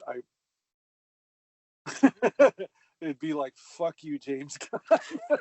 so so I so this is like, how many of the official James Gunn movies are there for this DCU? Does this the Well, Suicide Squad I count? think they just finished shooting Man of Steel, a new one. Yeah, but Um, then I don't think I'm not going to be there for Clayface. I really don't care. well, And Clay's Face is the Black Label kind of stuff they were doing with Robert Pattinson's Batman. yeah, I think that was started before James Gunn got involved. yeah, I just really don't care. I gave it a chance. I mean, if you made me actively, I mean, I don't love I think Superman, but James Gunn is the wrong person for Superman, to be honest. he's. I think they should just give him his own little corner of the DC universe if they're going to do anything at all. If they want to, Yeah, the book was. if they want to be like edgy, just like say, okay, you can have the Suicide Squad, you can have Lobo, you can have, if you want, maybe Booster Gold, because nobody cares, but like, or the people who do care would probably think your jokes are funny, but like the main stuff, this is already kind of like their third chance at this kind of thing. So yeah, I mean, like it, going back to the beginning, I had much more fun watching a quote superhero movie that took place in ancient Egypt with an Italian superhero who just shows up and rights wrongs and does super deeds, and sexy evil queen, spectacle, costumes, sets, fun, everything, than I did with this expensive ass movie that was just like a giant Yeah, waste of everyone's time and they money. spent too much on it, and the Tom King Supergirl is more. I think he did base it on True Grit, but the movie's Mm-hmm. like not like it at all. I don't think. I think there's some similarities, but not. I don't know. It's just Again, they it's a drifted weird away. anomaly. That movie is a strange movie, and I think that I think when the merger eventually goes through because between Paramount and Warner Brothers, James Gunn is going to be kicked out the window. I mean, you don't hear him talk anymore about any future projects really, because Yeah, I I mean, think he's done. and I would love to. I do love female-led superhero movies or action movie. I literally have two shelves of in my collection that are just like women kicking ass movies, Are all the and movies stuck together? no, and not all of them are Cynthia. Actually, she's got her own section, so the it's not, I would love to see more of them, but like they aggressively fuck them up, like the Halle Berry Catwoman movie was terrible. The Just go down the list. Elektra movie was not great. um what else have they got? There's videos out now about like what happened behind the scenes with She-Hulk. Yeah, They the fucked writer. that one. Yeah, they fucked that one up horrifically bad. um and I She-Hulk was the one. Believe it or not, like I keep saying, She-Hulk was the one that I was like really eager to see because I liked both of the major versions of the comic. I liked the John Byrne run, and I really liked the Dan Slott run. And it, Ally McBeal with superheroes. How hard could it have been? Apparently, impossible. And the same thing with the Marvels. It's like if they had just done Jim Starlin space opera, and instead of Dude Captain Marvel, just had Carol Danvers do basically the same kind of stuff, I would have been all in. That would have been like one of my favorite of the Marvel movies. and they didn't. It was just based on the Kelly Sue DeConnick soap opera version. So like the thinking was, okay, she's an astronaut, jet pilot, and there's some soap opera stuff, and that was the beginning and the end of the thinking. And they're like, oh well, her name's Marvel, so now it's got to be Marvel's number one character, and we're just going to keep telling you it's that until you believe it. And then the Marvels movie was like such a wreck. The Marvels movie was the end of the MCU for me. Well, I mean, there's like the end of the good MCU, which is the first Endgame, or the Endgame was the end of the MCU, and then Spider-Man was kind of like the epilogue, sort of, and then I saw almost all the other movies that came in between, and most of the TV shows between the end of that and the Marvels, and I was like, if the Marvels doesn't even have to knock it out of the park, it just has to be not terrible, and it wasn't even that. So yeah, so there we are. Sorry, John. I'll just shut up while you talk about Jesus Christ Superstar.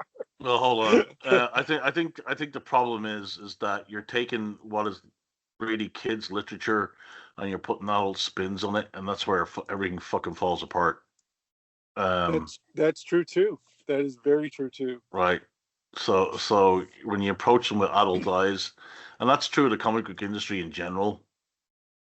Well, that's really true of everything now, because like, again, when we were kids, a lot of the stuff that was aimed at us was also had to be aimed at families.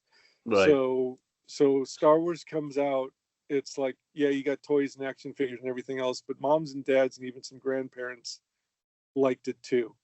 And that was Indiana Jones, just like all those franchises and everything, from most of the things from our childhood. And then, so when you're an adult and you grow into it, it's like, yeah, let me share this with my kids. The problem is with a lot of the millennial shit is that those were toy commercials, like aggressively aimed at small children. And then now 50 years later, they're trying to shoehorn these children's things into things for adults, and making like adult Power Rangers where they're, you know, they're dating each other and swearing, and yeah. See, I think when you take the kid stuff out of it, it's gone. Yeah, I mean, that's probably the problem with Supergirl, and the problem with Superman as well. I did like Zack Snyder's take a lot better than James Gunn's, but again, it's a more mature adult approach. Well, if you look at the early Marvel movies, they were basically family movies. Yeah, I mean, the first Marvel ones were so low key that it's like they were mostly drama. Like Iron Man was only on screen for like comparatively a few minutes in the first couple of movies, and so it was mostly a drama that was about a guy who, for 15 minutes in the movie, wears this metal suit and does super stuff. And then they would drop Easter eggs in and stuff like that, and the fans were happy. But now they're trying to justify all this multiverse stuff, and when they do go out into space, it's exactly like, everything we know on Earth, except with ships and some gadgets, and even those are played for laughs. And my favorite, I will say this before we move on. My favorite part of Supergirl was the bus drivers, the two little guy and the big guy. Oh, yeah. They're my favorites. Anyhow, well, I'm glad you hated it. Yeah. Sorry. I wish I was more concise. I could say I hate it even more concisely, but I think it's. I mean, I thought it was okay. I did think they spent too much on it. That there's no way that budget should have been $300 million. Yeah, there's nothing about that story that justifies that. And again, No. I've seen Indian movies where it costs like $10-20 million in American money, and they've got like, cast of thousands and gigantic sets and beautiful costumes, and the storyline is epic, and the hero is handsome and does heroic things, and the woman is beautiful, and she often helps him do amazing things or does amazing things herself. And it's we've so lost it, and we're trying to please the wrong people. And that Princess Weeks, the Mary Sue is like the most super woke of websites, and I've seen her do other videos. But the thing is, once you get past the nose rings and the goofy eye makeup and everything else, she's pretty smart. She really does like this stuff.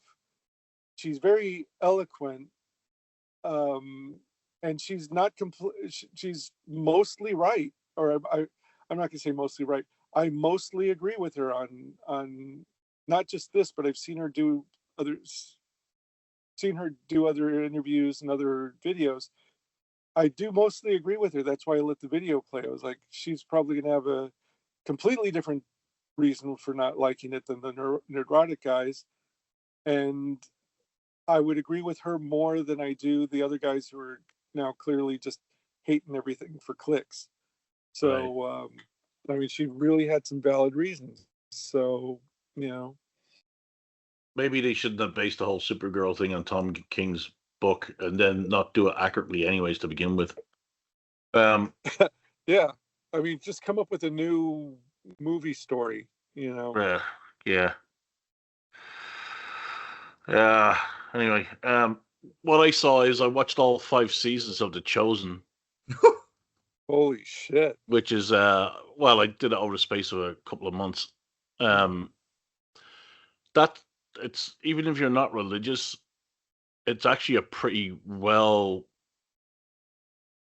it's a well-produced show that you wouldn't expect about the story of Jesus. Its writing is, it's like the Taylor Sheridan. Yeah, it's like Taylor Sheridan wrote the life of Jesus. They have a 6th season coming out in November, but it's done in a great way, and it really humanizes all the disciples. There's lots of goofing around and joking in it. That's pretty funny, but they keep it as close. There's some liberties taken, but it's kept as close as it could to how the scripture is in the New Testament. But there are some really funny moments in it, and the guy who plays Jesus just comes across as really likable. Like you go and have a drink with him at a bar, and have a few laughs. Like it's done really well. All the characters are done really well, fleshed out really well. One of the best actors in it is he's like a Roman version of the FBI. He's like a spy for Rome. He's really good. I can see him in other stuff. He's really good.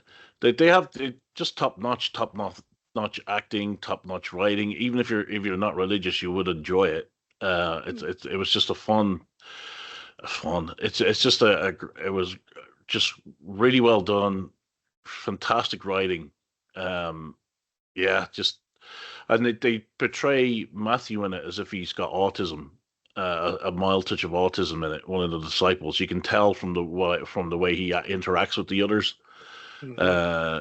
He's the character that you kind of give a little bit of like Rain Man or autism to. But it's just fantastic the way they approached it and everything else. It's respectful. It's not blasphemous. It's not, it's just a really good show. And the last episode ended with Judas kissing him in the cheek, so he's going to be taken away now.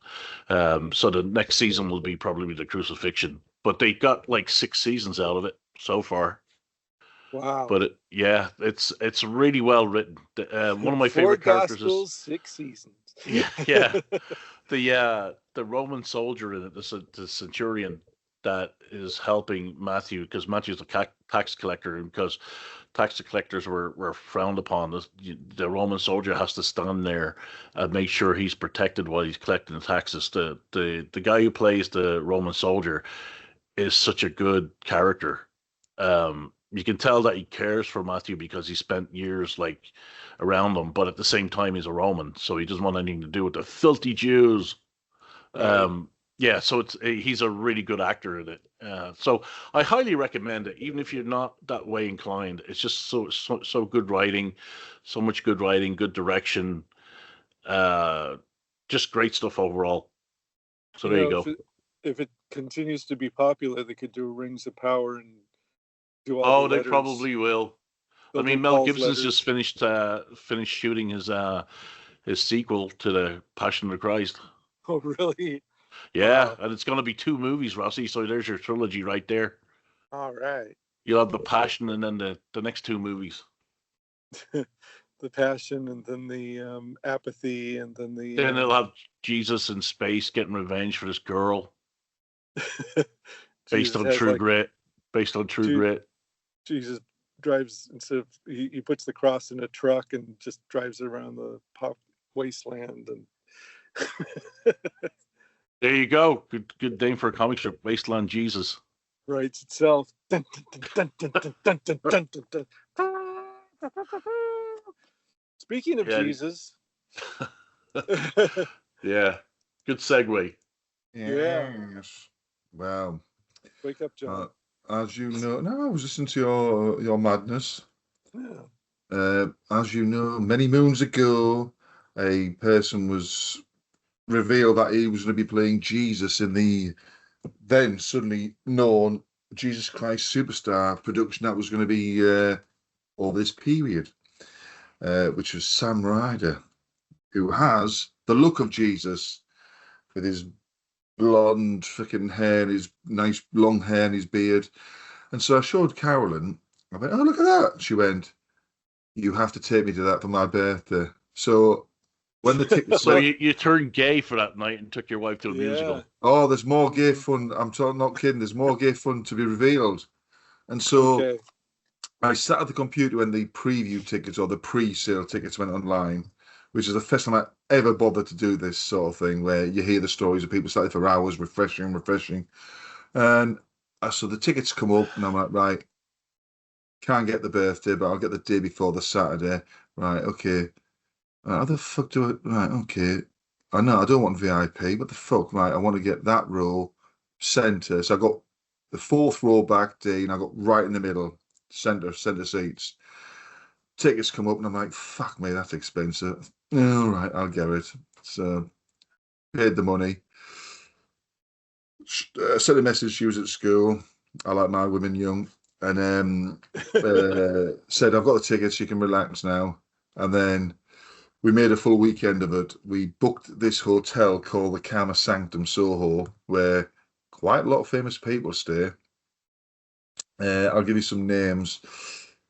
Right, it's mainly a rock place for rock stars and people like that. So you've had all the members of Saxon, all the members of URI, everything that was on the back of my T-shirt, where I was talking to the manager, which we'll get to later on, were there. They've stayed there. Iron Maiden, the lead, the Bruce Dickinson co-owns the place.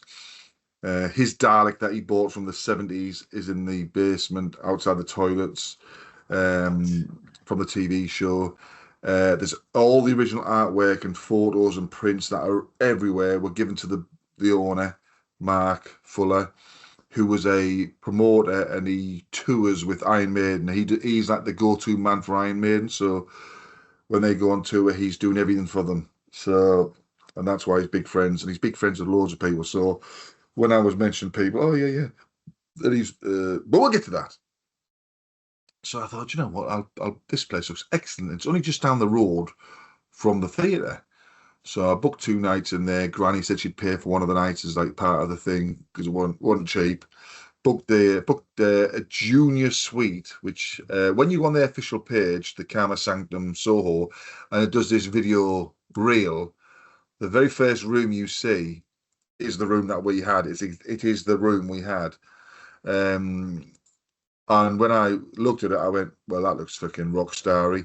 Got a massive circular tower in the middle of the room, all covered in glitter ball things, so it's reflected. Sure it was the massive. circular towel. the giant bath had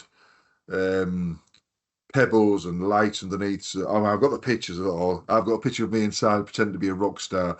And Carolyn said later on, you should have got one of those bottles of gin or vodka and had that in there. It was fantastic. The room was amazing.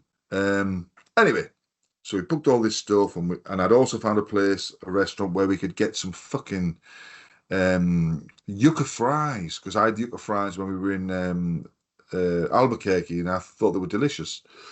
But you can't get them anywhere. Anyway, so we booked the hotel. It was all done. We went up this Friday. 3 o'clock was when you could go in. That was like and like midday is the day is the time you book out. So booking in is 3 o'clock. We were there for like 3:05. Because I wanted to get my fucking money's worth, because the place looked great, and I wanted to get loads of pictures and mess about. So we gets up there and goes in, and sorry sir, your room isn't ready. If you want to go in the bar, we'll give you complimentary champagne. Oh yeah, we'll have a bit of. So we sat there in the restaurant bar, which is the chef is a 3 times Michelin star chef, so the food's pretty impressive. He does a Japanese English fusion of food, which we had. Racist. That's right. And he's not even Japanese. And more racist. That's right. And so we had that, and then it's like uncooked. They don't even bother to boil it. It was all cooked, you lunatic. It wasn't sushi, and he's making fun of that. The English, all you know how to do is boil food. Our food's the best in the world. We gave it to everybody. That's why we can do things. Not anymore, because everybody's a fanny. Anyway, so we had that and we finished that, and then the bartender goes, "Oh, the room's still not ready. If you want another drink." Well, why not, matey? We'll have another drink. So eventually the room's ready. We goes upstairs. I'm like, fuck me, this is exactly what I expected from the video and the pictures. Fucking puts out, I'm fanning about taking pictures, fucking gets the stuff away. Goes downstairs for a meal, which was absolutely fantastic. And then we wanders out and we're looking at stuff, because I'd seen a few shops that I wanted to get some stuff for Carolyn. Ended up spending a fucking fortune.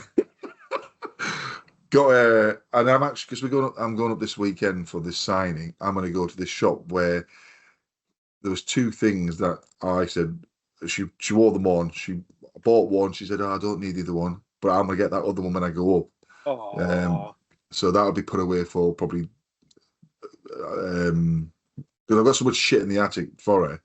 That'll go away for Valentine's Day. That'll be a surprise for that. That's how far in advance I plan my stuff. Good thing she doesn't listen to this. Oh no, that's right. She's out at the moment with a friend having drinks and stuff. And so we went out, seeing these things, went up for a drink up at the Wigmore, which is a very posh place attached to, and let me just get it, because I can never remember the fucking hotel. Where the fuck were we? That's us there. The Wigmore, attached to the Langham Hotel. And over the road from the Langham Hotel. The Langham Hotel? The Langham. Langham. And over the road is the BBC HQ with the paedophile statue, right? So I started laughing as we got closer, because I could see the paedophile statue because a person had climbed up and with a chisel and hammer tried to start to smash things off. And the entrance to the BBC is all fucking barricaded. It was only, they got security guards 24/7, right? Oh, wow. Which tells you something, and that's been there for a few years, all these security guards, which tells you everything you need to know about the BBC. Because I've never seen any security like that outside of the ITV place. Even BBC Scotland doesn't have that, or didn't have that. Yeah, and Channel 4 don't have that either. But this is fucking hilarious. And before you can even go on the forecourt, because I said to them before when we were up there, and I knew Carolyn would get annoyed. So I went forward and went, "Excuse me, sir, what are you doing here?" I said, "What do you mean, what am I doing here?" I said, "I own this place." What? I said, "I pay my license fee. This is my place. So why aren't I allowed to walk in there?" "Oh, because..." I'll tell you why. Because of that paedophile statue up there, innit? I said, "See, this is why they have security guards." Yeah. I said, "You're full of nonsense in there. Everyone's a nonce." Anyway, But Carolyn didn't hear all this because I went way forward. I knew she'd be embarrassed by me doing it, but I had to do it. I had to say it because that's what it is. So this statue that's attached to, I don't know, 20 feet, 30 feet high on the entrance by the paedophile who made his children and his wife have sex with their pet dog and all this sort of stuff. So he didn't just do paedophilia, he did bestiality. It's now protected by armored glass of some sort. You know what I mean? And I just think everyone said, just take it down. You have something up there that is associated with everyone that works in the place, basically, because that's what you all are. You know, how many times do we see about the perverts who work at the BBC? It's non-stop. Every other fucking day somebody's revealed. So anyway, when John Lasseter got canceled, they took all of his stuff out of Pixar. They had like little display of his stuff. Interesting. So anyway, we went up there, wandered up and down Carnaby Street, wandered around. We checked out where the how far it was to the London Palladium where we were going to be going. Got back, went to bed. I got up early. Carolyn was like, "Oh, I'm going to do some women's meditation shit," and I went, "Right, I'm off to the roof to get in that fucking hot tub." Oh, I forgot to sell something. So the Friday, we went upstairs to have a look round, and there was a load of blokes in there, very merry, and there was a big black gentleman.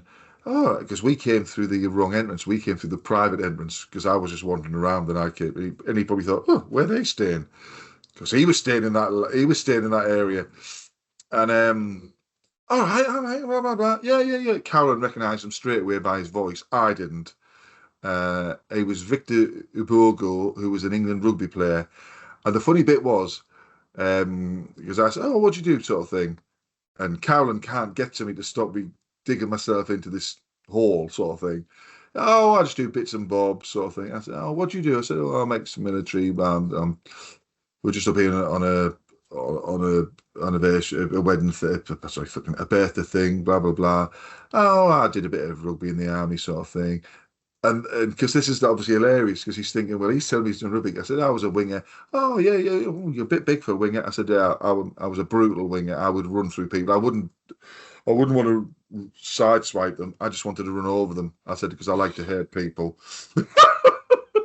So it was all this sort of stuff, having a good old laugh. Anyway, Carolyn goes, "I'm sure that's such and such." And then we looked online, seen it, read about his... Well, you know what we read about. I won't go into that because it's not fair. Read about things, and we were having a good old laugh about that.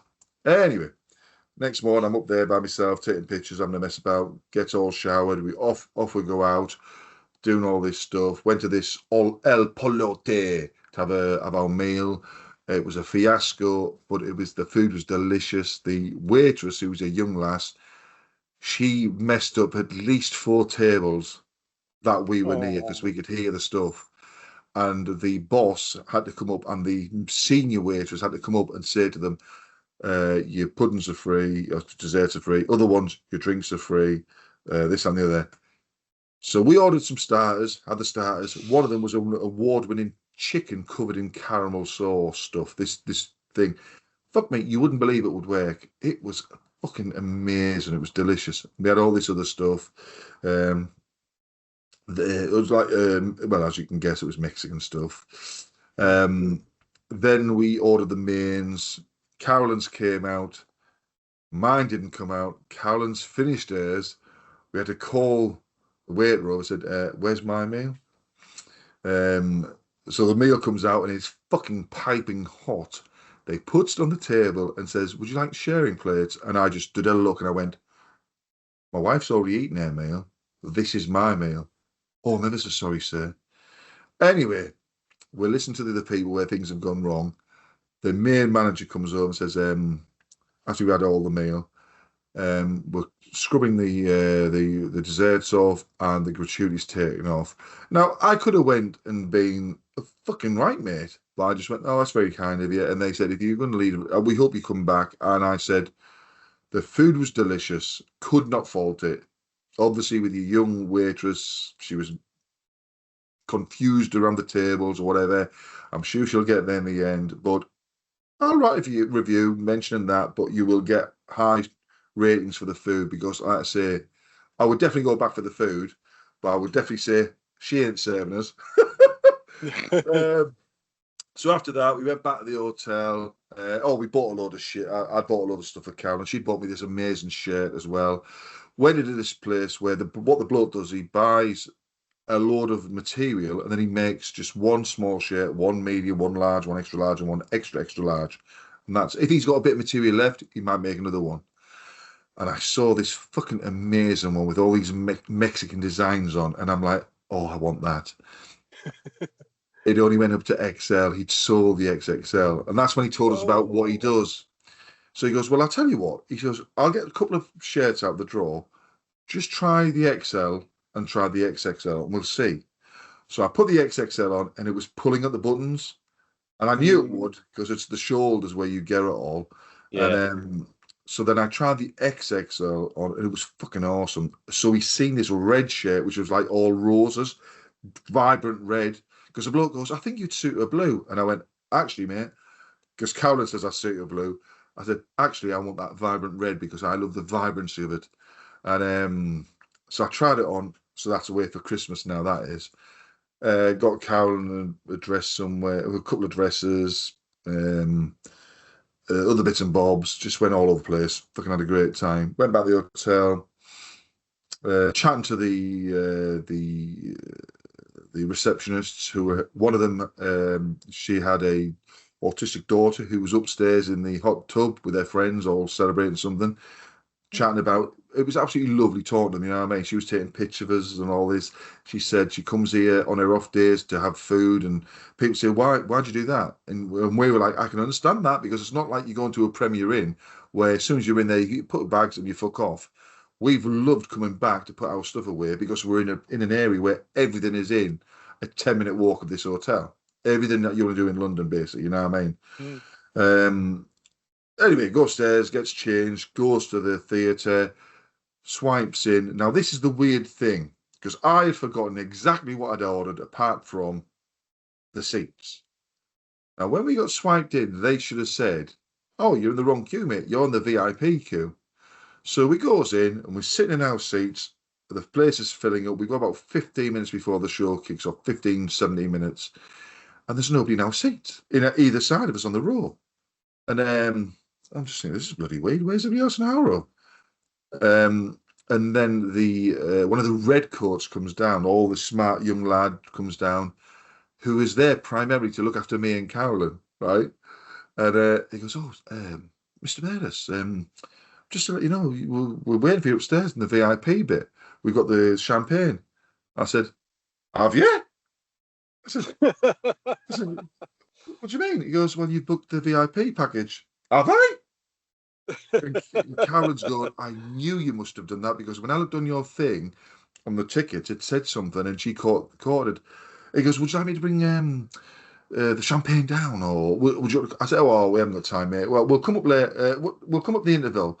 He goes, well, I'll bring the champagne down. Would you like some ice cream? Oh, what flavours you got? We'll have them in the interval, mate.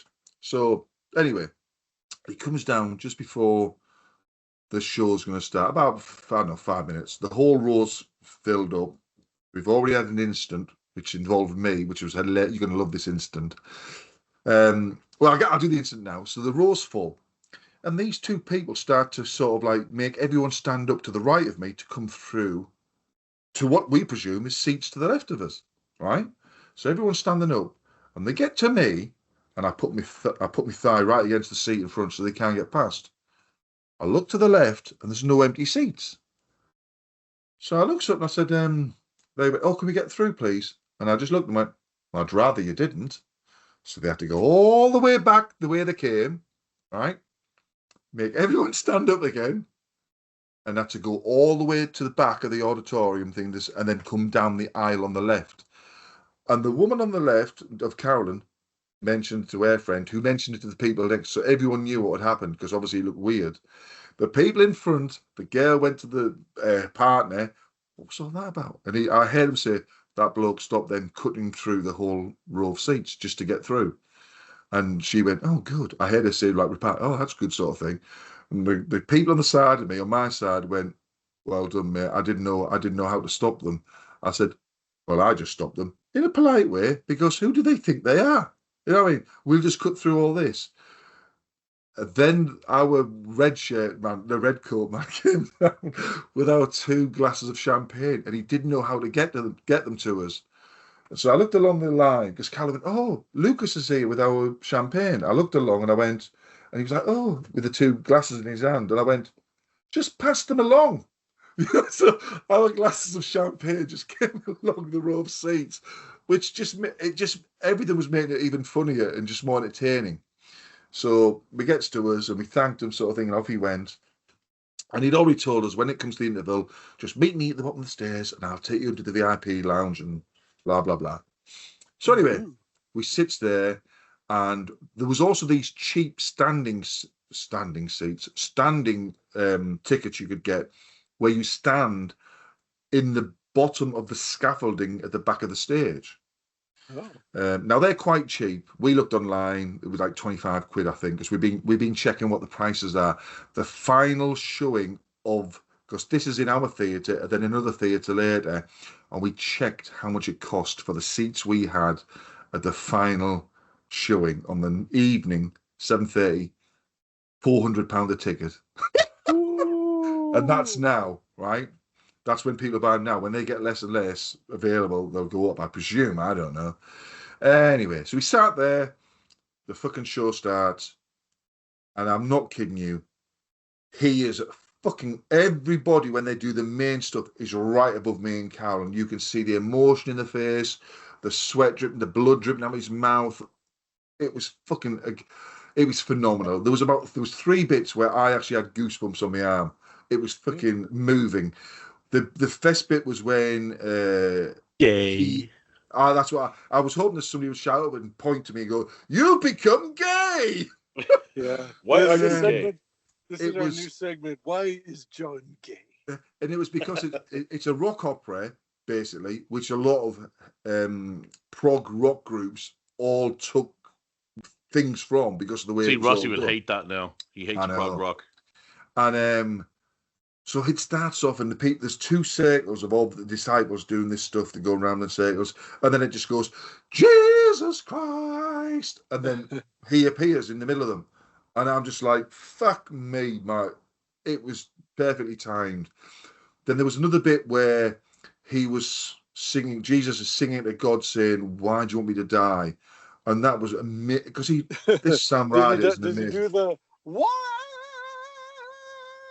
He is probably one of the only singers who can hold these notes, because nobody's really caught the notes of the original version, and he could do them notes, and it was just fucking phenomenal. And he was like, you know, the tears and all this, "I'll show you," blah blah blah blah, and we're just like, you know, fucking hell. And there was another bit, I can't remember which one it was now, because anyway, so it gets to the halftime bit, fucking hell, gets to the interval, and we goes up, and we gets into the VIP. He takes up the VIP pit. "Oh, Mr. Bettis," and so I put a picture online. He's got our little names on this standing card, which has our seat numbers on, which is obviously how we knew we hadn't fucking turned up. Bottle of Tattinger champagne, which we fucking gulped down. I actually took the bottle back to the seat. Fucking trying to eat my ice cream. I couldn't eat it all, so I took that to the seat. So I'm walking down. Now, I can't take you anywhere. You love this. So when we went in, Carolyn got us some drinks. So she got and I said, "Just give us one of those." This is me, right? This is me. I do not mind spending any amount of money on Carolyn or Sam or Granny, right? But on me, I resent paying for things that are well overpriced, right? So when we got into the bar, and Carolyn's going, "Well, what are you going to have?" I said, "I'll have one of those. I'll have one of those 500 milliliter bottles of Coke. Then I can take it in with me." You know what I mean? And then I saw the price, £5. She goes, "I'm getting the drinks. Don't worry." I said, "You know what I'm like, Carolyn? That drink will torture me for years." So anyway, I'd already bought her one of the big fucking brochures, or the, you know, with all the stuff about the play and everything, the musical inside, which is amazing. I'm glad I didn't look through it before we watched the thing, because there's too much at the back showing what's like pictures of scenes, which would have ruined it, I think. So when we go upstairs to our VIP bit, there's two nice chairs there and a table, and on each of the chairs is one of these fucking brochures. So I've got three now, which we give one to Granny, and we've got one each. And we've got a VIP lanyard with the piece and the thing, so I shoved mine straight on. I thought, let every fucking know I'm a VIP. He was ever so nice. He took pictures of us. And then when everybody else in the main bit, we gave 15 minutes, and they were all starting to make their way down.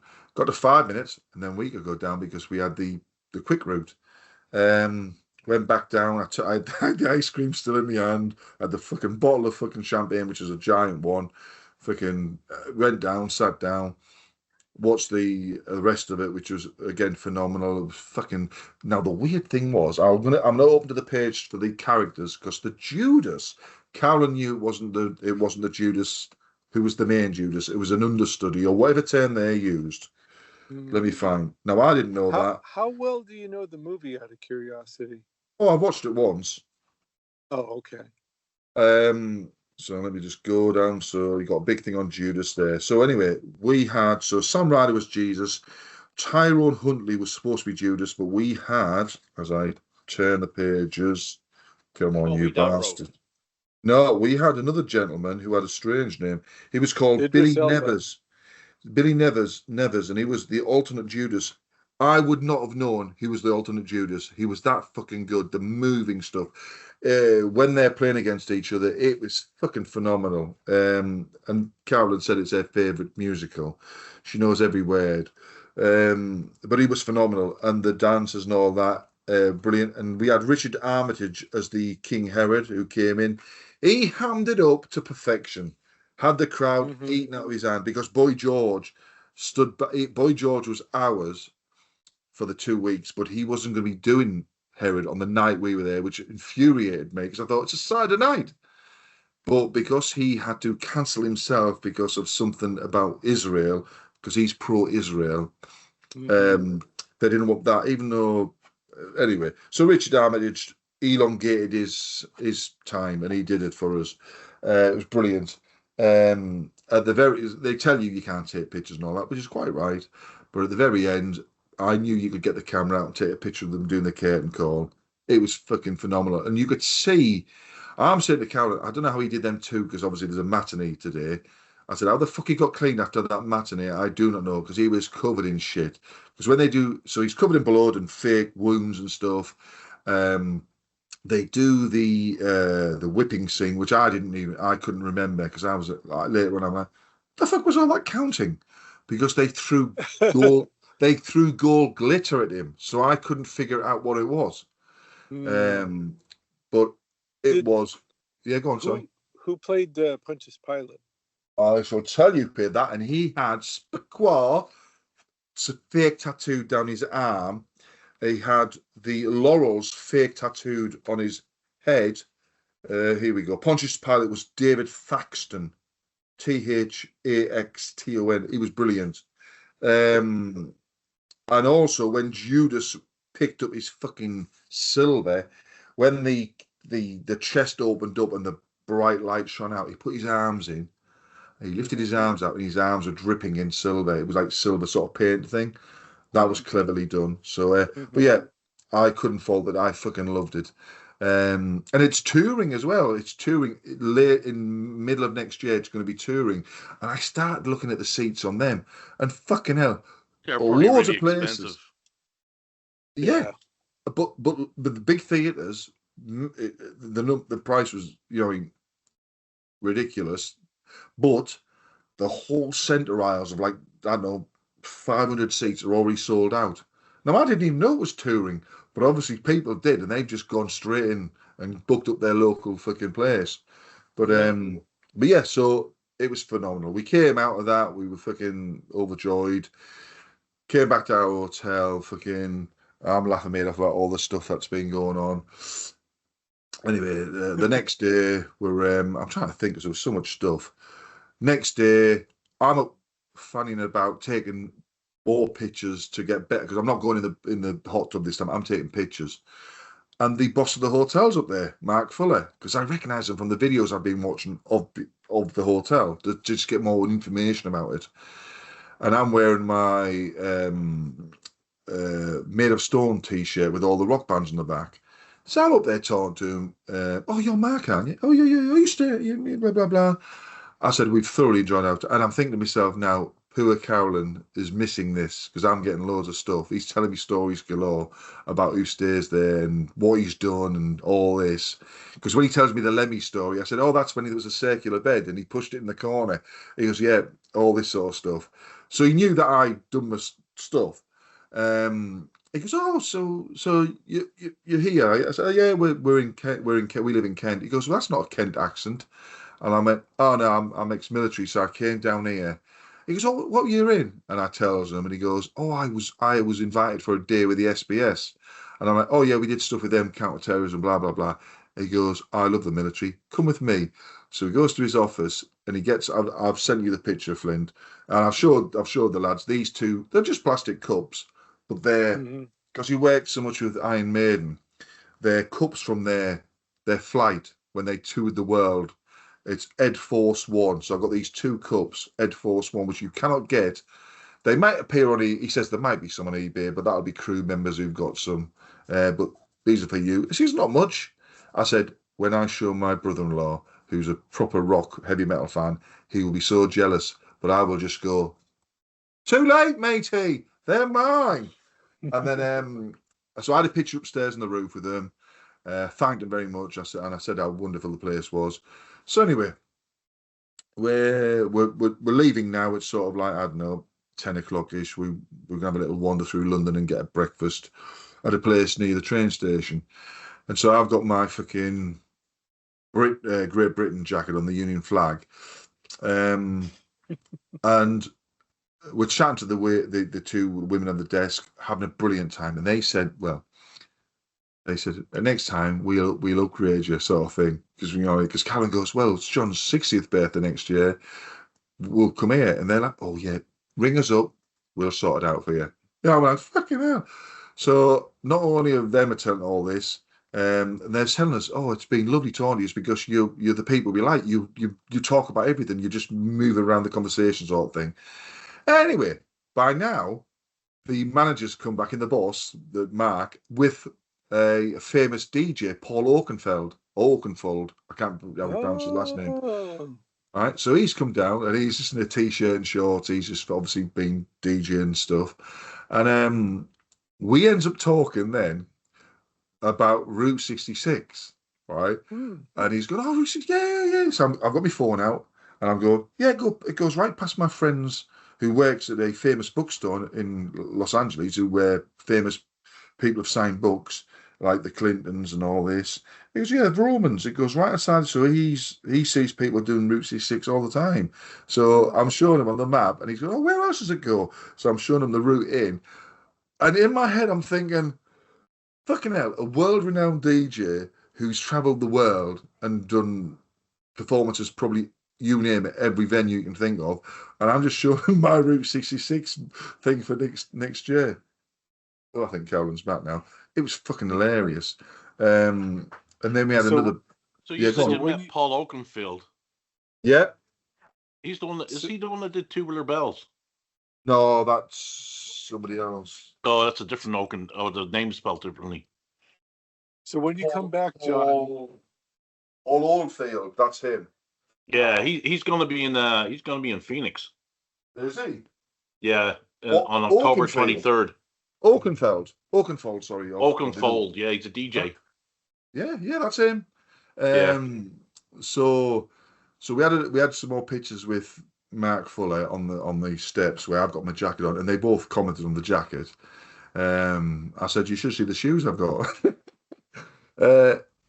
And we again thanked Mark for a wonderful stay, and he said, "Oh yes, he'd like to say, as you've seen, I've showed you, I've got his business card and all that. So people don't believe me, I've showed the lads, because I don't fucking lie when I tell things, because I have two eyes, as you quite well know, and I see things, and so and you've no stolen valor. That's right. I tell the stories of just trading stuff because that's the funniest shit." And then we left and we walked down the road, and Paul Oakenfold was coming back because he popped off to get a newspaper. Even though you can get them in the hotel, they'll get one for you. He just wandered off because I presume he just wants to walk in a bit of fresh air. Wandered off, come back. And by now, there was three, probably 20-somethings, one lass and two lads, just sat by the side of the frontage of a building, all drinking. Probably a very late night. They still hadn't finished it. And the girl goes, "Oh, I love your coat." I'm like, yeah. Anyway, one of the lads goes, but he said something. He goes, "Oh, where are you from?" And I'm like, "Well, I'm from Hartlepool, mate, in the northeast. I'm a monkey." Now, I knew he had a Durham accent. And he goes, "Oh, I come from this village." And I went, "That's near where my granddad and my nana used to live, in Easington Pit Village." And he goes, "It's just up the road." He goes, "Oh, you said nana?" I said, "Yeah." I said, he goes, "When I used to get," he talked about his mum. I went, "Yeah, they all say mum down here, don't they? And they all say granny." I said, "It was a nightmare trying to get cards from my relatives down here because it was all the wrong words. Now they're all dead. They actually do nanas and granddads and nanas and mums and stuff down here." And it was hilarious. We had a little chat with them.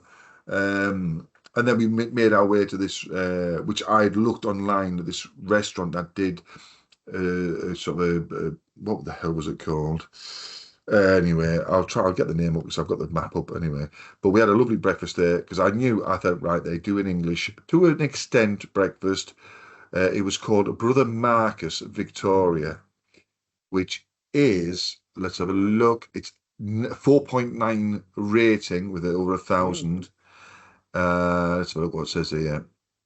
The menu, come on. It's a Mediterranean-inspired food with many highlighting the flavorful fried chicken, blah, blah, blah, all that sort of shit. Carolyn fucking loved her meal. My meal was delicious. I like a version of a full English. Very tasty. And then we went and got the train back. But yeah, so we got back, and it hadn't even finished then because we got back. We had to quickly get showered and changed, pick up Granny, and then we were going to pick up Samuel to take him out for Mum's birthday meal in the middle of the countryside of this place that do amazing Sunday dinners. And so we did all that. We dropped off a bottle of sparkling English wine at Granny's to go in the fridge for when we got back. Samuel had got the presents that he'd got for Carolyn. Lovely time. Dropped him back off. And then we drove back, stayed at Granny's. Oh my God, it was nearly 10 o'clock, I think. Yeah, it was 10 because Sam always gives the message at 10. When we had the message at 10, we drove back. We played one of our favourite songs from this band called The Gulls. It was so loud. We were like lunatics driving back. Not the driving speed or anything like that, but our arms out the windows singing along. Got home.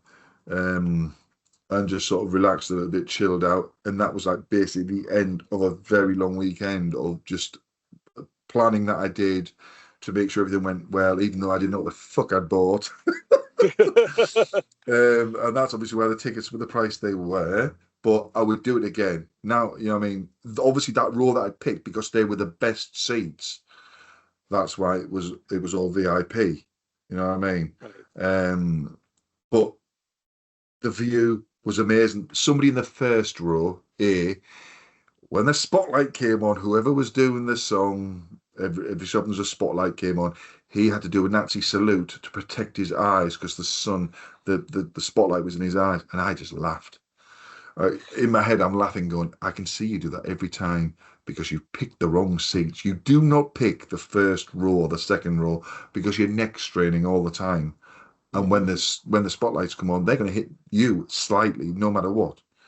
But yeah, so now Karen said we should go up there for my birthday, because I'm owed loads of things because I don't want anything. So Granny said, "Oh, we still owe you." And in fact, I've got the little card here. John, I owe you, John and Samuel, an experience of your choice. So I've said a balloon. Now Carolyn said I'll get the balloon, so now I've got to figure out what other experience. So me and Sam are going to open a hot air balloon. Carolyn doesn't want to do it, because she's like heights. Although I've made her do loads of height stuff, but a balloon is a completely different situation. Yeah. So me and Sam are going to have the hot air balloon ride sometime. I don't know when. It's when I can figure it out and book it. But Granny still owes us something, and I'm like, well, I'll try and figure something out. But it's because, like I say, we've worked hard. We haven't got a mortgage, so we can spend our money on what we want. But it's just the fitting it in, you know what I mean, with everything else. So I'll do that. We're going to book that place again because it was so nice, and then figure out where we'll go for my birthday. But so I'll look online. I did see a couple of plays and things like that. But I think the problem with me with the play, I'd fall asleep, because it's that the 8 o'clock time, if it's very quiet and I'm watching TV, no matter if I'm enjoying it or not, if it's quiet, I'm asleep. But yeah, so all in all, it was, I rated as in one of my top 10 things that I've ever done in my life. I don't rate it higher than the wedding or Sam being born, but I rated higher than earning my Green Beret, because I knew I'd get that fucking Green Beret, because I know what I'm like.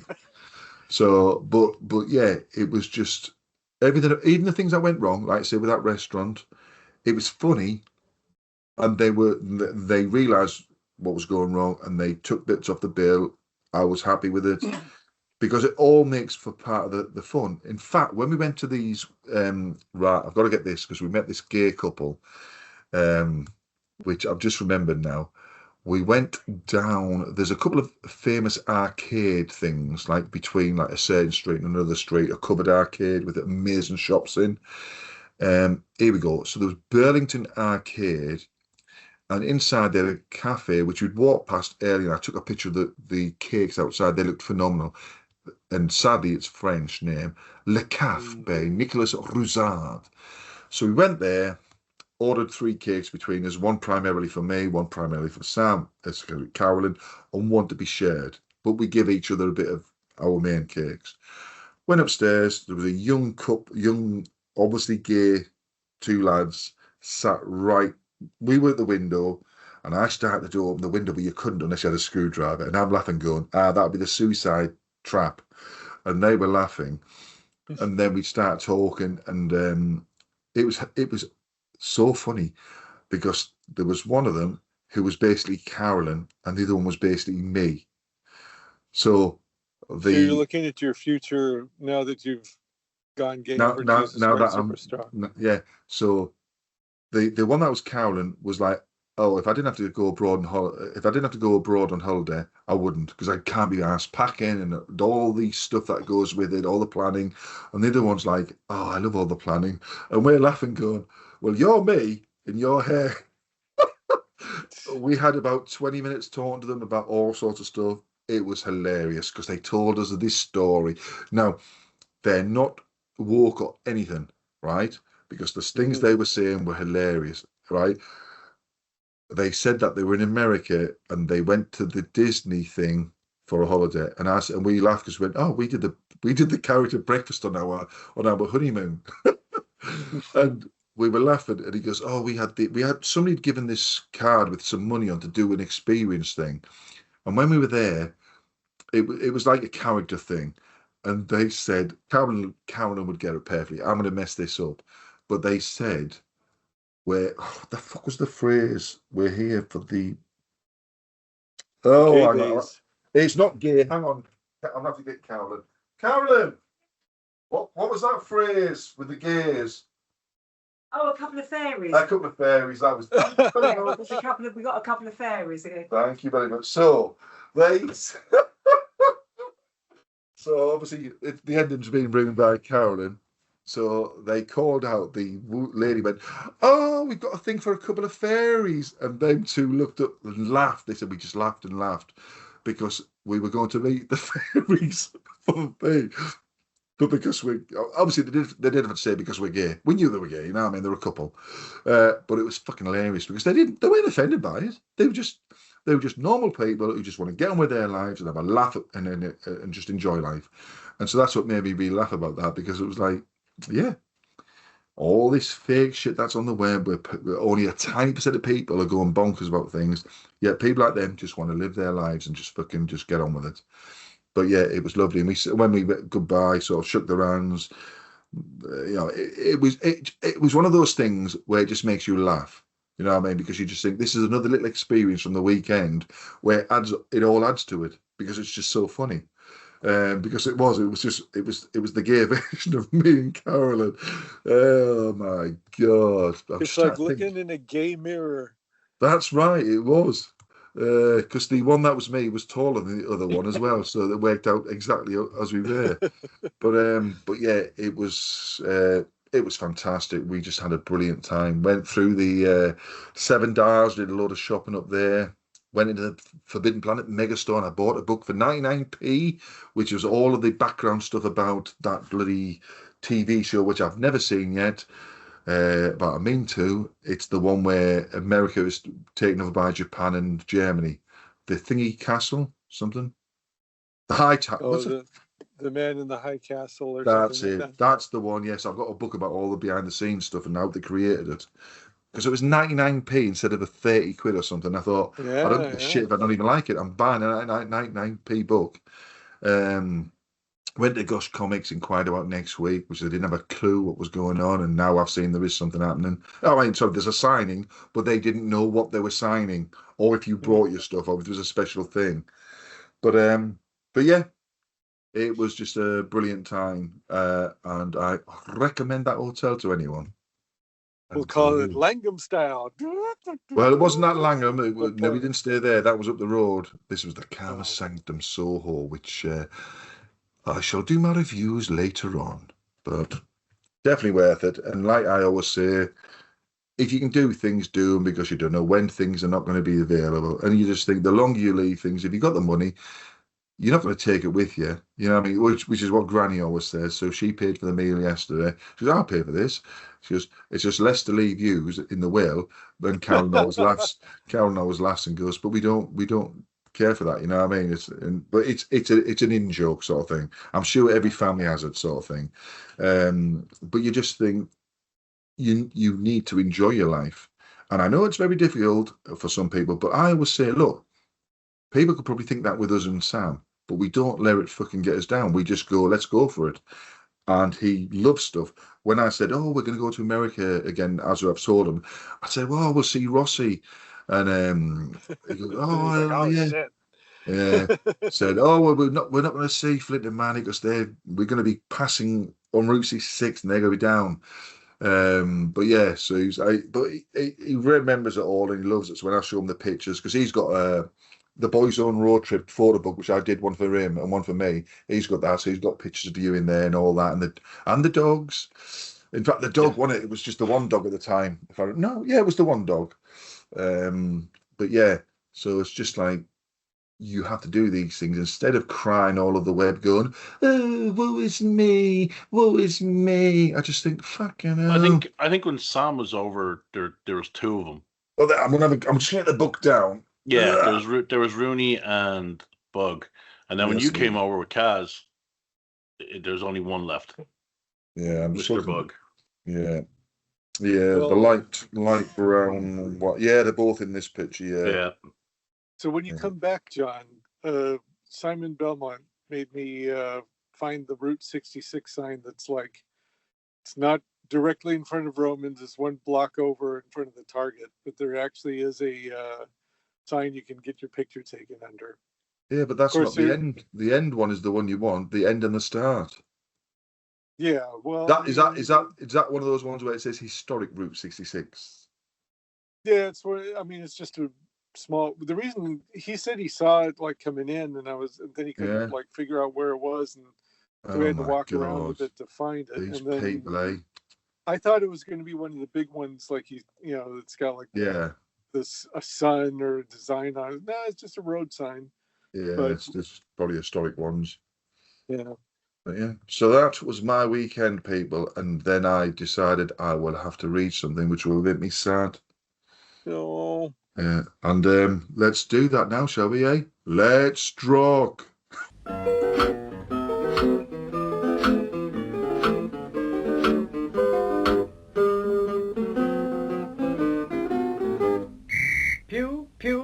Molly McGrew, Cuthbert Dibble Grub. Okay, we have Prog 2494. And then we have it's a cover by Colin McNeil of Judge Fire. What do you think? A nice image, but I just think it doesn't pop for the cover. You know what I mean? I would have liked more background stuff. But I like the image. It just doesn't jump from me. And amazingly, they just do one line this time and it just looks a bit shabby, the Hellfire. You know what I mean? It's just like you didn't do your 50 lines of spiel on the front cover like you normally do, but you just do a crappy Hellfire. As though somebody's got a paintbrush and just... It didn't even occur to me that this was Colin McNeil till you said it. I didn't even look. I'd rather have had that in a very interesting fire effect to make. I wonder if he did his own coloring for this because there's no other color. There's no colorist credited because the colors are kind of muted for that cover. That should be more bright with the fire. Yeah. So that's probably what doesn't pop for me, the fire. So it ruins the effect. But... So after all these issues of like excessive text at the bottom, it would kill it to say, "I am the god of hellfire." I know. Okay, we have another Tom Tully story inside Mega City 2099. That's going to be in the Meg. Good grief. Judge Dredd, The Omelette, Part 12. Part fucking 12. Ken Neiman, Tom Tully, Gordon Rennie, Dan Cornwell, Chris Bly, Ali Parkhouse. Dredd and his team kill some more bods, and as his passage is known, some people let him pass. Others run away, including Rojaws, and some try to stop him. Mainly those ones wearing bits of his uniform. So he kills them, puts on some more uniform, including his helmet and badge, and eventually comes to a walkway with that figure at the end. Fucked if I can be able to remember who it was. But it's Dredd, but an alternate version of Dredd that won't let him leave. But that twat says there's no escape for him and that it will end here. Anyone want to bet that it doesn't end here, though? You like how that guy's sword is halfway through the concrete? Do you know what? Visually, like I say, there's so much beautiful artwork done, but the story is just abysmal. And it's just like, it's a fight of the week. You know, people let them past, others run away. Like I say, I saw Rojaws and I groaned. And then you get this other group that stop. And then you're like, the arrogant, foolhardy, arrogant few try to stop him. Oh, that's handy. They're wearing his badge, his helmets, got his boot knife. Oh, God. And again, it's just irrelevant. All these deaths are irrelevant because they all come back to life, as we know. Well, I mean, maybe it's going to add up to something. One of the complaints about the Dredd movie was that it kind of plays like this, where it's like he goes into the building and he goes up a level and he goes up another level and there's an action bit there and he goes up another level and then there's another action bit. And so in a way it kind of plays the same kind of story, but like this is... So the whole thing is like he's getting his uniform back together is that. And then you said part 12. It isn't just part 12 because there's however part 26 billion. Yeah. Well, I mean, however many parts of Judge Rico and how many ever parts of the Judge Anderson story and what and it should have, it should have an 8 on its side to say part infinity. Yeah, might as well. Never ending. And did you notice he managed to somehow attach the chain to some? I mean, I don't know if that's somehow attached to the chainmail effect, but also on that page, which is the Penulti-Luke page, the lawgiver is slightly out of alignment. The barrel to the pistol grip doesn't line up correctly. But I love the art. It's just, I'm bored with it. Every week we get a very similar tale of just moving through some more, killing some, which is not killing them. Boring. I mean, well, the good thing is when this is over, you got another Rob Williams story to look forward to. Yeah, it'll all be mental anguish, won't it? Another writer that hates the readers. Oh God! The thing is, to me, I can't. I don't understand it because Dread. I would presume Dread to any decent art writer would be easy to write. It's. I mean, you've had in a billion years of awesome stories to look at and go, oh, so Dread reacts like that. Dread does this, but this is just like, I'm absolutely bored with it. You know what I mean? But yet, how can you be bored with action? And I've seen films lately where I'm bored with the action. It's just like it's just overkill. I don't know. Yeah. Yeah, everything you said. Nice artwork, you but know- shame about everything else. I'm not gonna lie though, this Prog in general felt like a super fast read. There's really not a lot to read or a lot of dialogue. It's just kind of like, this story went by like in minutes. That's right. Just like the Human League. It took seconds of your life to read this Prog. Seconds. All right, Brink, Call of the Void, Part 23, Dan Abnett, IJ Colbert, and Simon Boland. Yes, because to go along with that thought, Castaneda is on a date with the guy that she had just been warned about on her tracelet from Bridget, and so he suspects something's wrong, and she's looking at him with a side eye, and then smashes a glass in his face, and then they roll around the floor fighting. And she says to call Habsec, call Bridget, and then they fight some more. He threatens the bartender with a gun. Bartender makes the call. She gives him a final punch with her normal girly arm, not the cyborg arm. Not Bucky's arm. Huh? Not Bucky's arm. Yeah. So she's trying to get to Curtis, and then he tells her, like, you've got no fucking idea who you've got. And there you go. I did laugh at one funny bit in this, unintentionally funny, because I think the artist forgot. They're in the bar, and there's nobody else in the bar. And I don't think there was anybody in the last installment, but she says in the script, in the dialogue, you okay? Everyone okay? And then I think that's when the artist realized, shit, I got to put somebody in there. He sticks a guy's head popping up from behind the bar. Yeah. Oh. So Well, I I thought mean, that the was funny. bartender. No, it's not that. It's not the bartender. It's the guy It's just behind the head. him. Yeah. Mhm.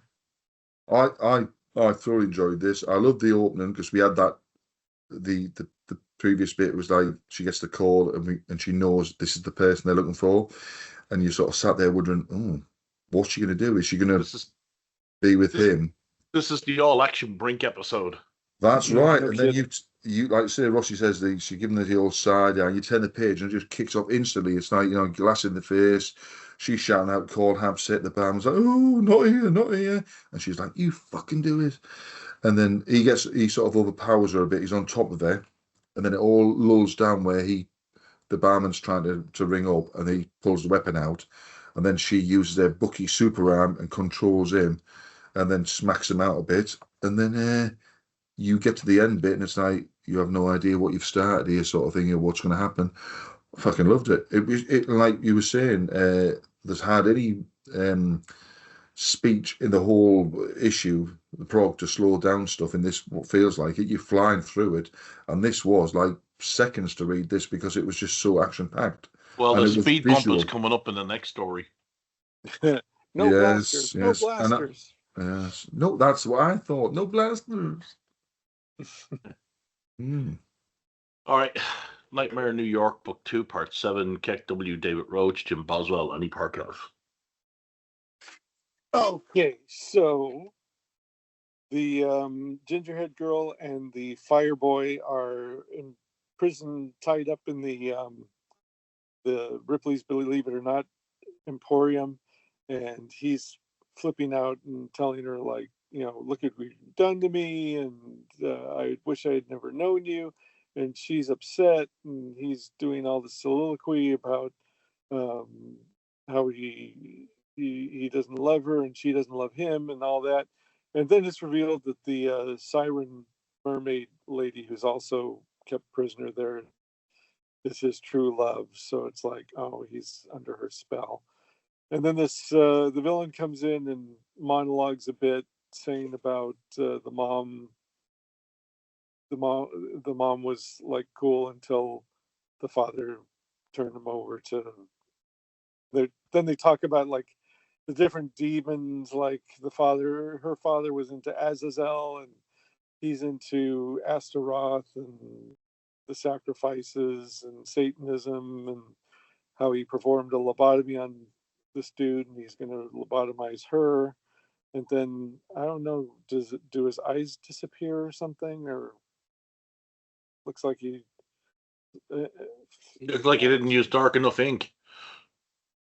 So he's going to auction her to the Archdukes of Hell, and then she's like, and that's pretty much what happens. I actually read this one this time. I laugh at when people draw people being tied up like that with a load of rope around the chest and like a something behind, which seems to be growing every other shot, that beam that he's tied to. Because all you do when you're getting tied up is you expand your chest. And then when it's all nice and tight and they have walked out, you just let your hair out and you wiggle out of it. So I always laugh at things like that. She had a better rope tying because it was around her arms and her wrists behind us. That was pretty good. And I thought the interaction about them saying like, easy, like, you fucking lied to me, you know what I mean? I know exactly who you are and you're pretending this, that and the other. Interesting stuff, because I obviously didn't read any of the previous stuff. And the bit of trepanning took me back the old days, trepanning weapons and shit. But again, it's just boring. There's occasionally a nice, beautiful bit of artwork in it, but I just feel as though it's like, what's it doing in here? You know what I mean? It's not Slain. It's not other previous characters who've been sort of involved with witchcrafty and all that sort of stuff. It's a bit boring. Yeah. It's not spooky or creepy enough to be a good horror story. Yeah. And it's just sort of there. Don't love it, don't hate it. It's like with Finn, and he had the newts and all that sort of stuff. That was interesting because there was all that sort of stuff around him. And I feel as though they feel every so often they've got to do something with sort of that sort of fairy world and all that, you know what I mean? And it just, unless it kicks off really well, it's really boring. And this is boring. That fucking Black Shuck, similar thing, boring. But yeah, anyway. Shuck and Hearn and Shuck. That's the one. Which is coming back for the Jump on Prog. The Jump Off Prog. The Jump Off, yeah. Might as well call it Jump Off. Yeah, a couple of people have said that online, I've seen. Rossy, I think, is the one that coined that one. Oh, I'm good for something. Okay, A Zombie Apocalypse Alphabet by James Lovegrove, Russell M. Olson, and Rob Steen. A lab outbreak happens, and as the contamination spreads, the zombies start to appear. We then see we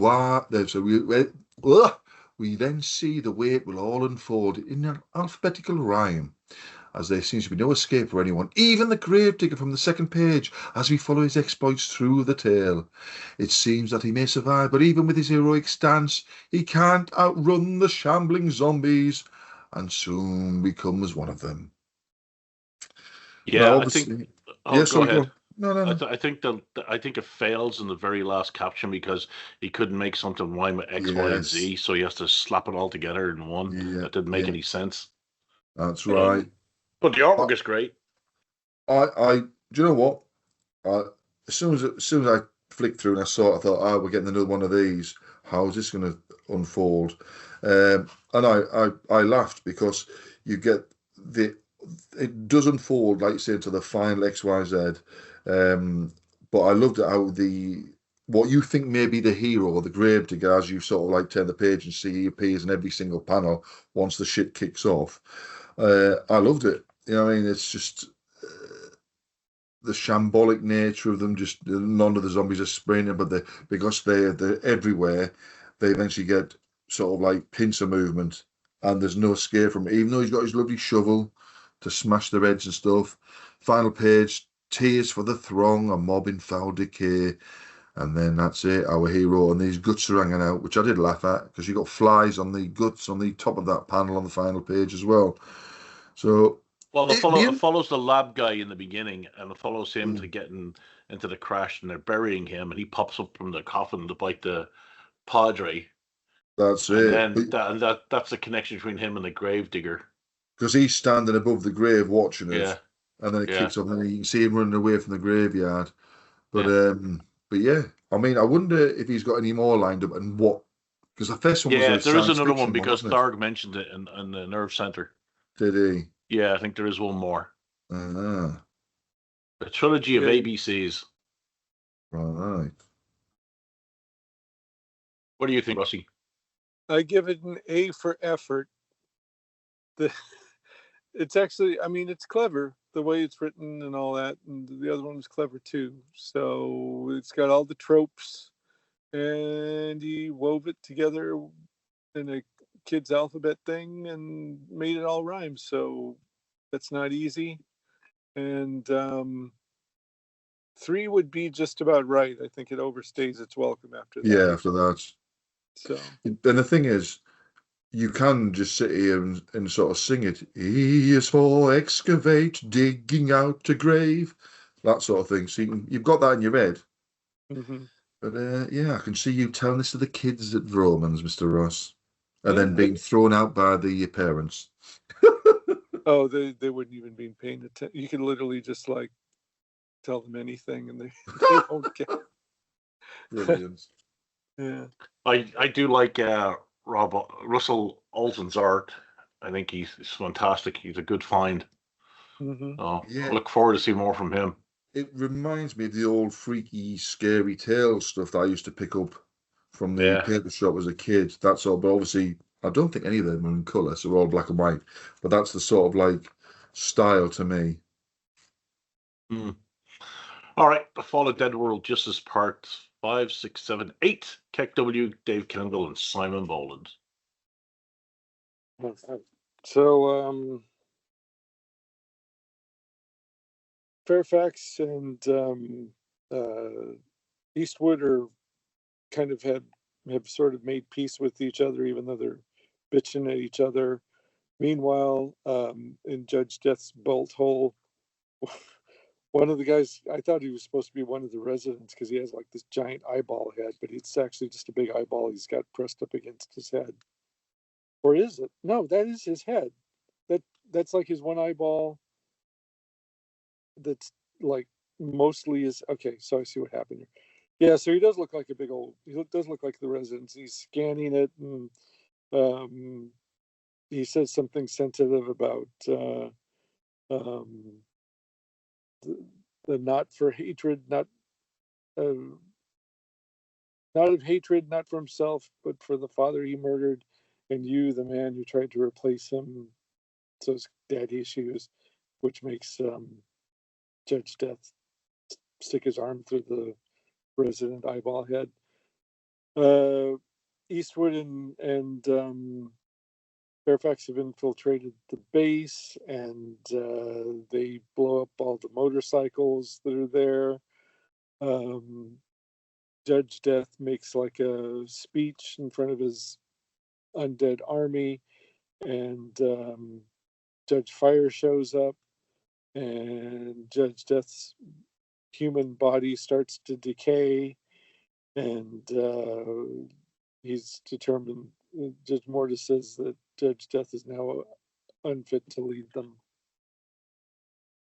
So next week will probably be the death of Judge Fire, or the not death of Judge Fire, but he'll be excised from his body, and then they'll all turn on Death himself or something, and that'll be the fall of Dead World. That's it. That'll reclaim it, or they might do a. I'm trying to think is they'll end up bombing Dead World or setting off the nuke in Dead World through that rift. Yes. Yeah, it's interesting. It's beautiful artwork. Great stuff. Love the big eye. It reminds me of those was it 1960s drawings with the kid with the big eye, or 1980s. I'll have to look that up now. But yeah, I really enjoyed it. I mean, look up a picture of the residents. I mean, that's totally That is one of them without the top hat.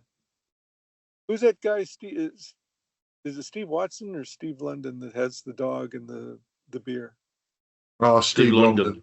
Yeah, he was Yeah, I busy think- at a prog rock gig the other day, wasn't he? Somewhere in Lowestoft area, I think. I think he's a big Residents fan too. Mm. So, Yeah. anyway, it's good. It's another one that was a very fast read because they're ramping up the action. Yeah. Looks like it's going somewhere. Did they say that this is going to be the last one? They time, so they just do the don't. omnibus? Thag doesn't want you to know anything, does he? He just wants you to just hang in there. Just keep buying them and we'll keep making them.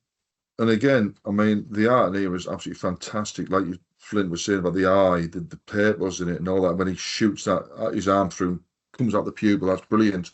Turn the page over. The fire effect is just beautifully done. Now, if that now it's completely different styles of art from the front cover to this. If the fire effect, this beautiful glow of the fire was on the front cover would have popped amazingly. You know what I mean? But I love it. I love the way they've used the voice on the bikes to sort of control people.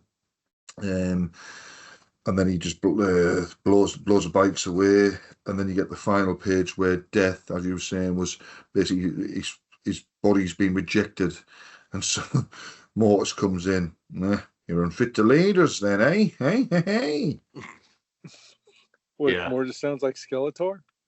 Yes. My recap of it didn't really do it justice because I just read it this morning and I was kind of like, oh, what happened again? But it's really good. It's the most 2000 AD story in the Prog right now. I'll say it all the time.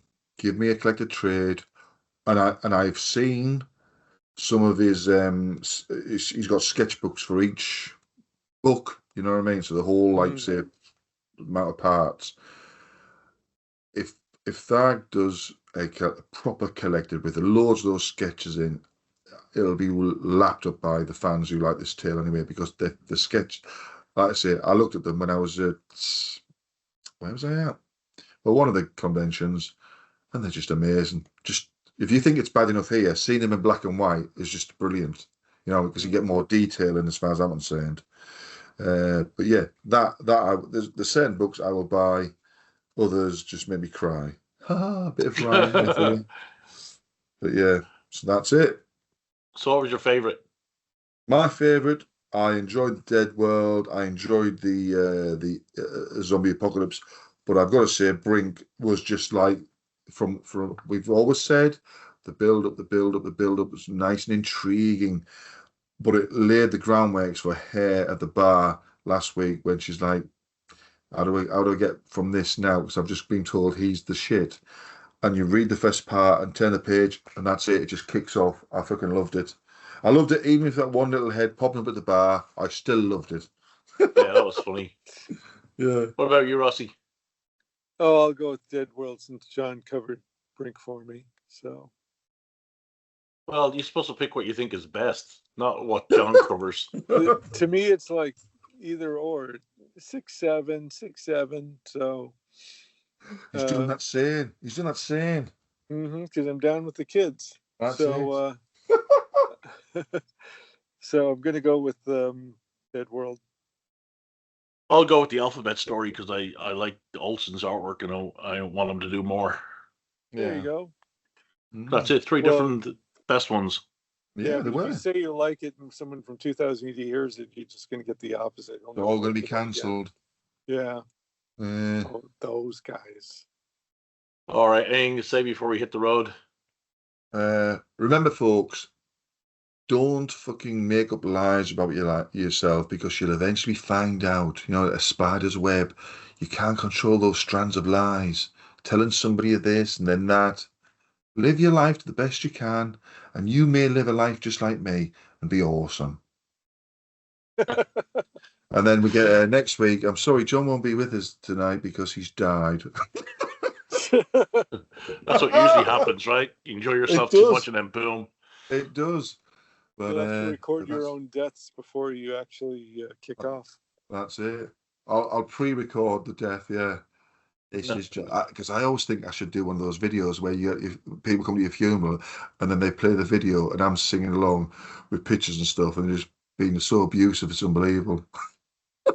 Well, there was Oh, one guy shit. that got buried, and he got buried with a voice recorder. I watched that the other day. Yeah, he's like, "What am I doing here? Hey, let me out!" That one. And everyone was laughing at the funeral, which is what people want. Yeah. Everyone's had the tears well before that with the person being ill or whatever. If it's been a quick death, he's died. Everyone's had the tears. And if the person's a fucking joker and he does something like that, it just brings it brings the happiness of reminding what he was like back to They'll the be front laughing at your garden. funeral, Rossy. Hmm? We'll have a good old laugh at your funeral. Oh, I hope Yeah. so. Me and Flint will be there with our flamethrowers with the big Viking longship down that yard in between the back of your house where the garage goes onto the other lot. With that big Viking longship, we'll drag it up to the taco truck and we'll go, "This is Rossy stuff. Throw some oil on it and we'll burn it to pieces." we need. We'll burn a taco truck too in your honor as well, Rossy. There you go. Yeah, It's what he would have wanted. When one of my friends died, everybody started telling stories of funny shit he did, and his mom was there, and everybody's like laughing, and she said, "This is exactly how he would have wanted it." Just I thought you were going to say it was so rude. She was embarrassed because she didn't know anything. Yeah. No. Remember that time he shagged a cat? Yeah. No, she knew very well what he was like. So Oh, brilliant! It was. She said, "This is exactly how he would have wanted people laughing more than crying." So made her cry though to hear everybody laughing. Yeah. All right, I'll stop recording.